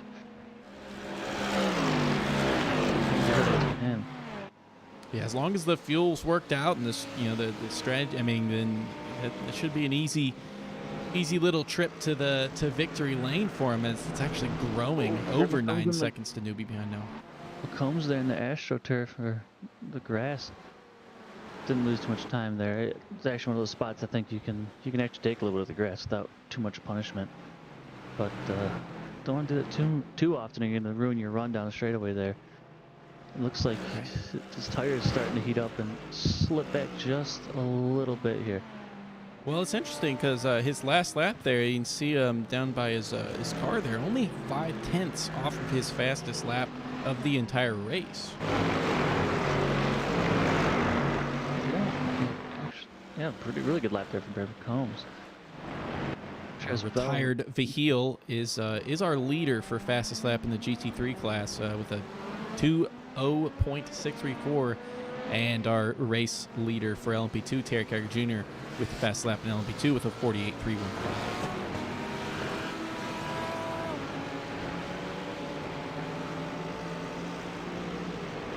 And here we're looking at last laps, and yeah, look at that. You can see that outside of some of the other people, McCombs had a bad lap there, but his previous lap would put him up in the fastest 2 or 3 guys in the GT3 field. But yeah, made that mistake. It looked like coming into Stowe, going a little bit deep, and now has to try to claw that back with probably only 2 or 3 laps to go. Yeah, it's going to be just a couple here. I'm gonna guess probably 1 or 2 left. I don't even know who to follow. Rick Hughes here, very close to Ryan Jeevan, but also we have Tony Watson, Kevin Berquist, and Christopher Craig all very close as well. Tony Watson right on the bumper. These guys, of course, he is staring down a drive-through. Actually, Tony Watson does have a drive-through now, so really unfortunate for Tony Watson. I think he should be able to retain that 10th place with that 22-second gap to Hingley, but unfortunately won't be able to capitalize on any mistakes in front of him. It'll be a tight one. Oh man, Kevin Burke was much faster through that turn there than Christopher Craig. See if he's able to make a move in these coming turns, but looking very strong in that car right now. Maggots Beckett's kind of got to stick behind here, but if you can have a good exit through Chapel, maybe down into Stowe. We've seen a number of moves. They touch actually there, and Burke was losing a little bit of pace there. Tony Watson can make the move on track, but like you said, he's gonna have to be coming into the pits. Yeah, that was just a mistake by Kevin Berquist there. Yeah, I think that little bump actually helped Christopher Craig there, getting a little boost. Kind of the opposite effect of Berquist was hoping for. But Tony Watson, I imagine, is going to dip out into the pits Yep, here. he's going in now. He is. He will serve that. We have to keep an eye on the gap between him and Daniel Hingley. He should come out in front, but otherwise he'll be battling for that top 10 spot. So Terry Kiger Jr. is currently about halfway through the lap, coming right now through Chapel, and should be receiving the white flag when he gets his way around. So all of these guys will have one lap to go once they cross that line. That 10-second lead to Paul Skip now. He's just going to have to manage traffic, manage tires, make sure he has enough fuel, of course. And he's actually going to perhaps put a lap here on Nick Terrell just to top it off.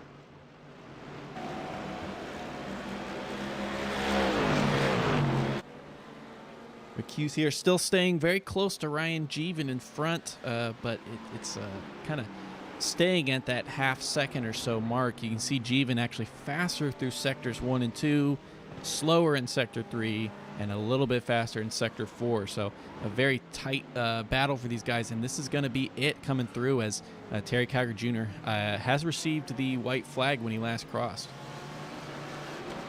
Yep, Terry Kiger taking his final lap here as we have this between Hughes and Jeevan. Oh, Kevin Berquist, 1/10 to Christopher Craig, side by side, coming into Maggots Beckett's again. This is where they had that collision. They'll still have one more lap to go after they cross the line here. No collision this time, it looks like. But see if Berquist can have a better exit. It's going a little bit wide there, though. See how much more speed Berquist seems to have there, but I think he's almost too fast, and just catching up to Christopher Craig just messes him up just a little bit. Hard to get a good exit, and he's going to have one more shot here. Terry Kiger not too far behind him, but will not be able to make the pass in time. Kiger just now going through Maggots Beckett's on his way to the checkered flag. Berquist has been on the B-Class podium once already this season. Again, one of our highest place finishers, 3rd place in the B-Class, but trying to get that win here.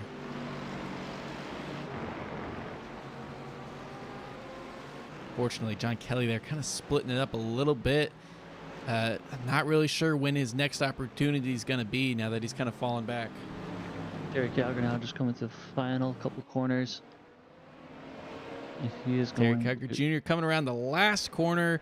Yet another win added to his tally. Dominant win by Terry there. Over 10 seconds to second place behind. Not surprising to see him there in victory lane, but yet another one he can hang his hat on. Absolutely, and great race from Terry Kiger. Had a lot of pressure from Paul Skip for most of that race too, so really good job keeping a cool head, and ended up prevailing there.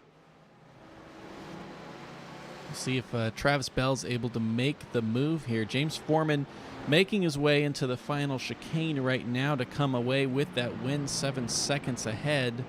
I don't think, not sure if Travis Bell's going to be able to make a move here. James Foreman crossing the line now. Travis Bell sends it down the inside. A little bit of a touch. Paul Bowe's got the inside. He's got the advantage. I don't know if Travis Bell's going to be able to make the cutback work. He's on the inside again. Nearly touch, has to back out of it. That was a really good job, Travis Bell. That was a crazy send, but kept it off of Paul Boyle for the most part. And I mean, hard to make those moves stick, but of course in the last lap you got to try something, and try he did. Really good job by Kevin Travis Bell. Berquist had the speed through Maggots Beckett's again, but I don't think he's close enough to make a move on Christopher Craig here. This is for the B-Class win. I don't know. He's had some pace, and Andrew Nary's got to stay out of this. He's not going to send it. Defensive line by Christopher Craig. Nary's getting involved here. Berquist is, yeah. I was wondering maybe Neary tries to go up the inside if he can just follow him through, but unfortunately won't be able to. Good job.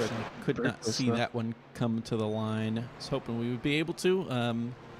Unfortunately, deprived of that one a little bit, but yeah, I tried to catch James Foreman towing his car pretty much immediately after crossing the line. I wanted to catch a little bit of a victory shot of him, but congratulations to James Foreman there with that win over Christopher Newby, who came in second despite maybe coming out of the pits in a little bit of a worrying situation with the strategy, but did a great job in that last stint.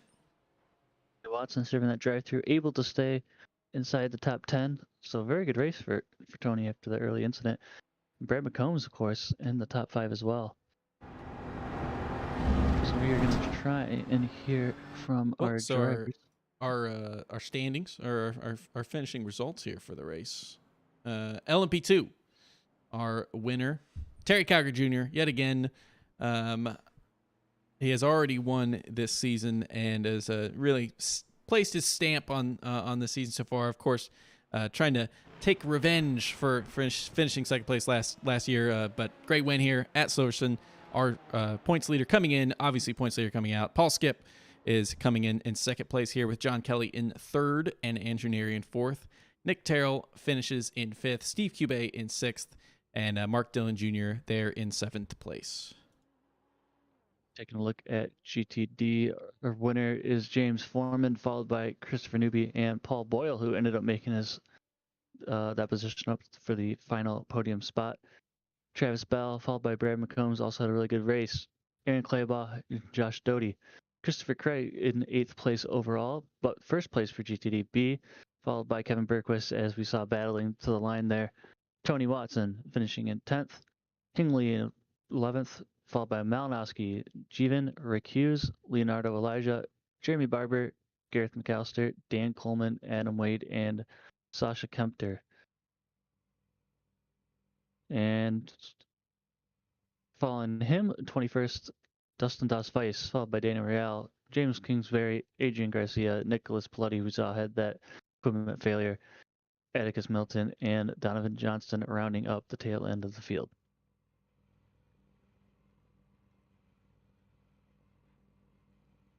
All right. Really exciting race all the way to the end. I'm excited to hear from some of these drivers and how they felt about some of that action. So we're going to try and get first our GTD overall winner, James Foreman. James, you have us here up in the booth? Yeah. Well, we had seemed like a reasonably quiet race there, but you did take control. Had really good command all the way through there. Started off in P4, making it all the way up to P1. How did that race go from your perspective of things?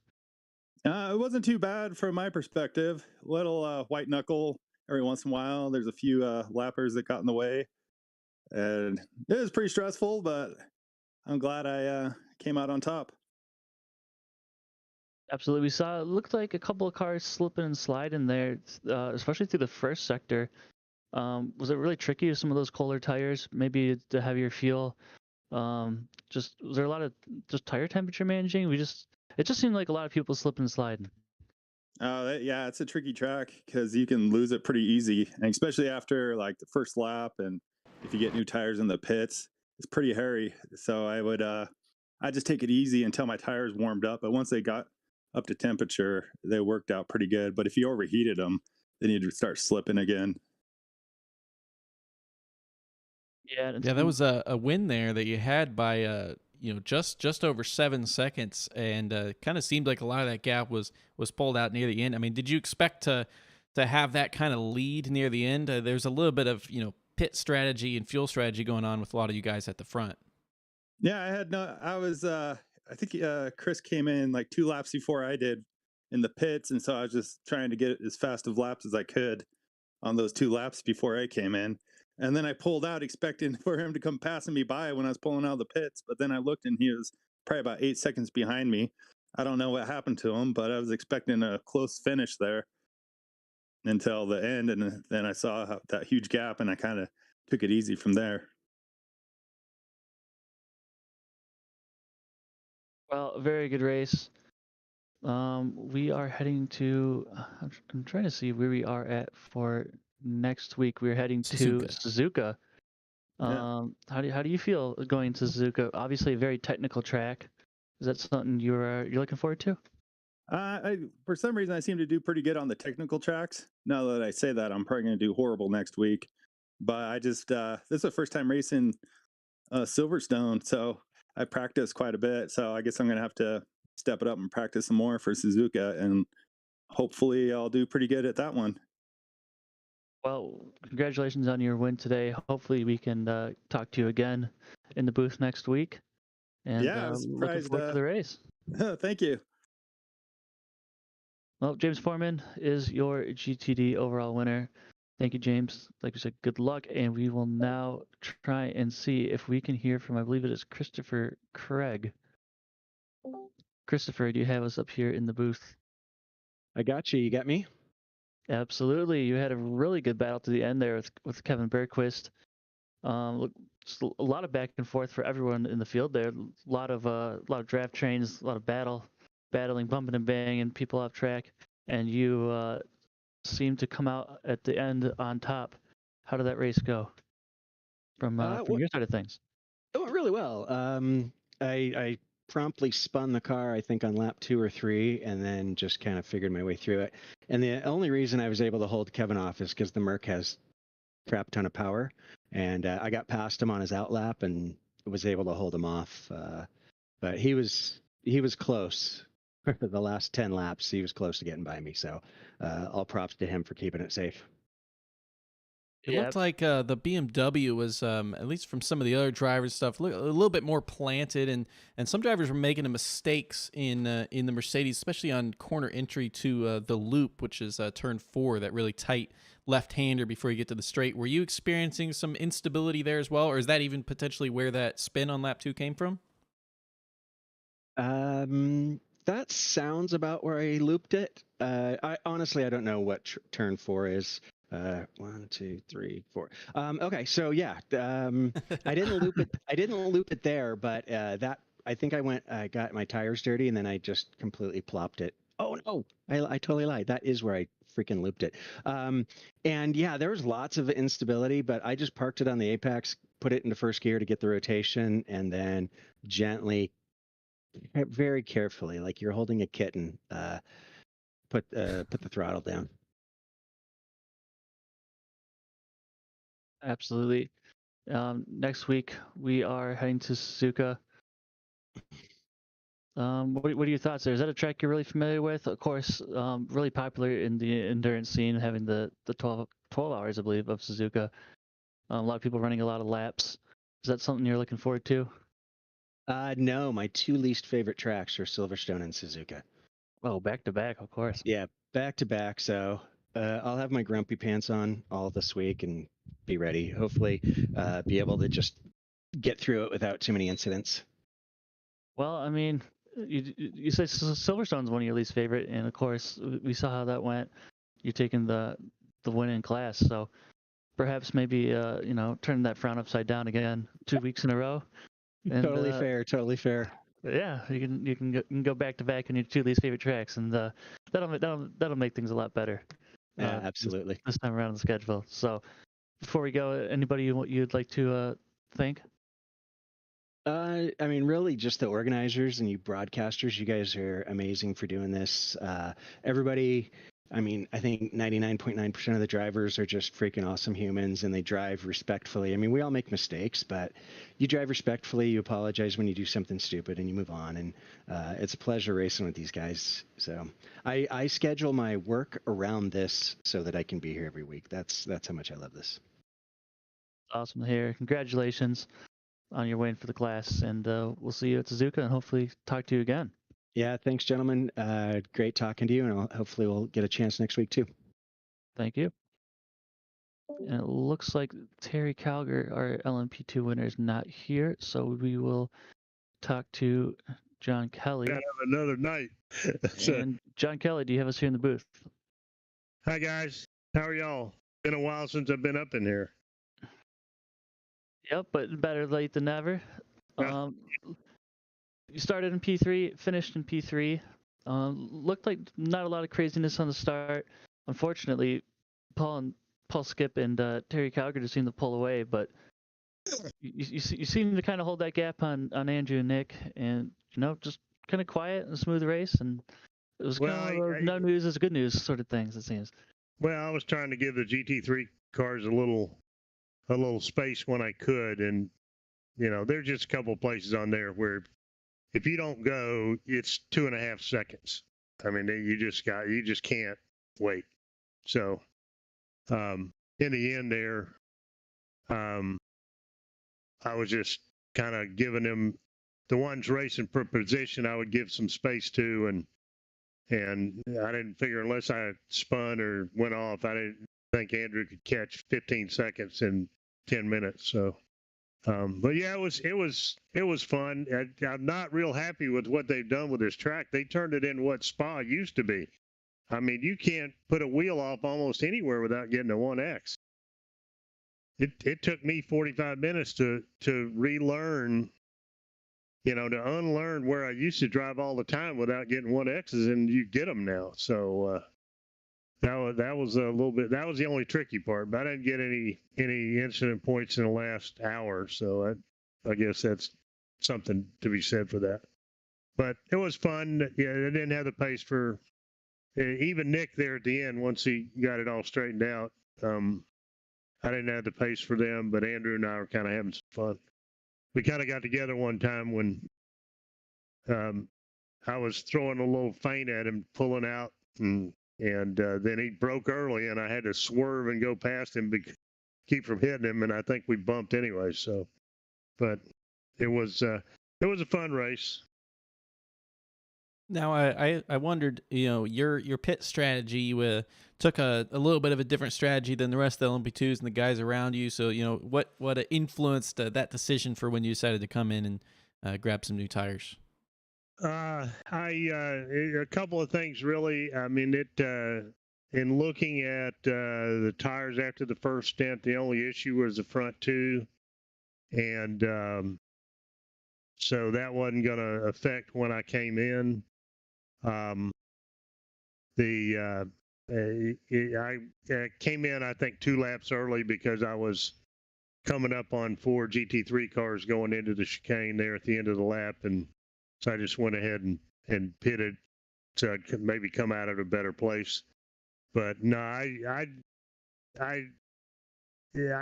because of the fast repairs, it almost lends you towards unless you definitely need the tires, and then you got to kind of do something a little bit different. But if you definitely don't need tires, then waiting as long as possible, because if you break it into 3 equal segments, and then 1 lap out of the last segment you have an incident and have to go get a fast repair.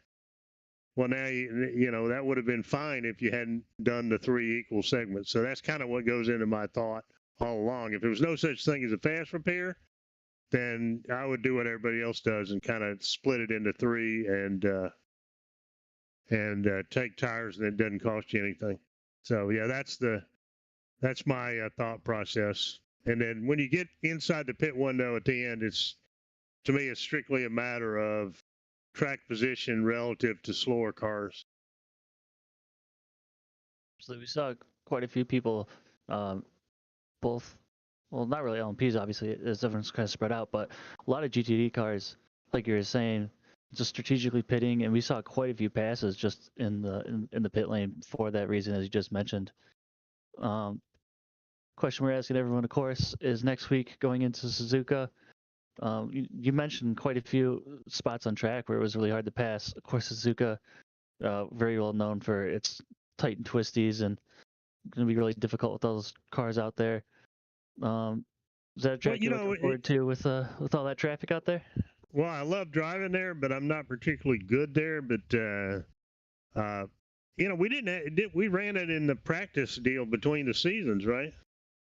Yes, I believe so. We did. At some point. Yeah, it was. It didn't seem to be as bad as some of the others. I mean, that of course the worst was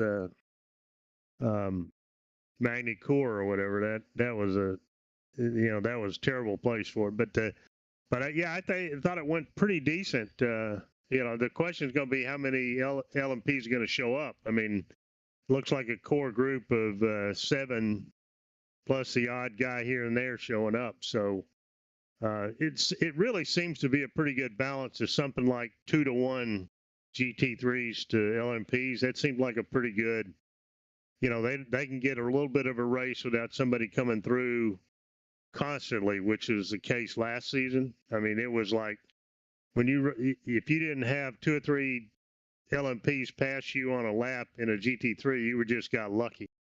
And this season, I think it ought to be a little easier for them because there's not quite as many of us. But yeah, I'm kind of looking forward to it next week and just see how everything turns out. It's going to be hard for us to pass, and it's also just like this track. There's going to be 3 or 4 places there where if we can't get by going into them, it's going to cost us big time. I mean, the S's aren't bad because the speed difference is not too bad, but the spoon curves and the Legner curve, the Dana curves. I mean, the speed differential there is probably 2 seconds each place if we have to wait. So that's gonna create some excitement. Yeah, I think we're gonna hire a personal cameraman just to stand there in the Degnas because I'm pretty sure we're gonna have quite a bunch of footage to cut up with all the incidents we're gonna see. Well, And, the other side is that with these none of these setups are particularly good. GT3 LMPs are particularly good for curbs, and so if you miss the entry, the Degner 1, and hit that curb, you can go anywhere. Absolutely. So I mean, that to me, that's either GT3 or LMP. I mean, that's the Porsche was amongst the best ones, but I'm sure that's a death car there. I would just about bet you. But I mean, that spoon can't be any fun in a Porsche next week. So, but yeah, I think that'll be the biggest problem is hitting the entrance curve in Degner 1, and you might have some multi-car things there where somebody loses it and takes out 2 or 3 cars. So, but yeah, y'all need a camera just sitting right there watching. Absolutely. Well, congratulations on your class win. Before we let you go, anybody you want to thank? No, man, it's just my old ass sitting here trying to drive. So, thank you guys for doing the broadcast. It's lots of fun to watch it next day. So, thanks again. Thank you. Good luck next race, and hope to see you out there. See you, man.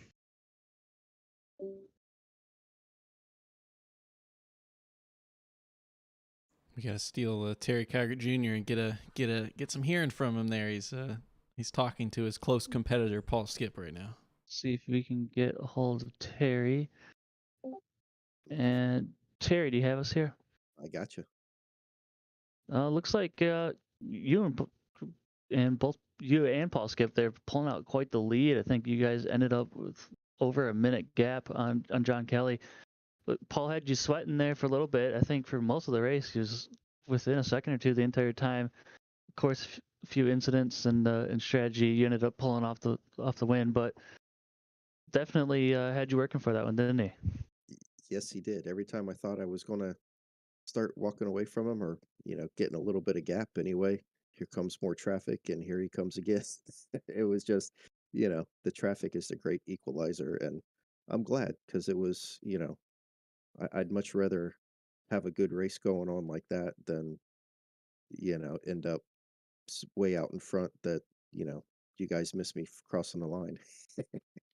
I caught you this time. Don't worry. That was gonna be my question. It's kind of even what we could tell from in the booth was just that it seemed like maybe more than any track so far this season, maybe even more than any track last season.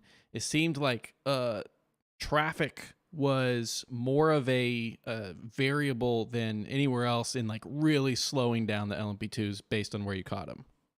Yeah, if you caught him in that final, the fast chicanes, you were giving up 2 to 3 seconds easy.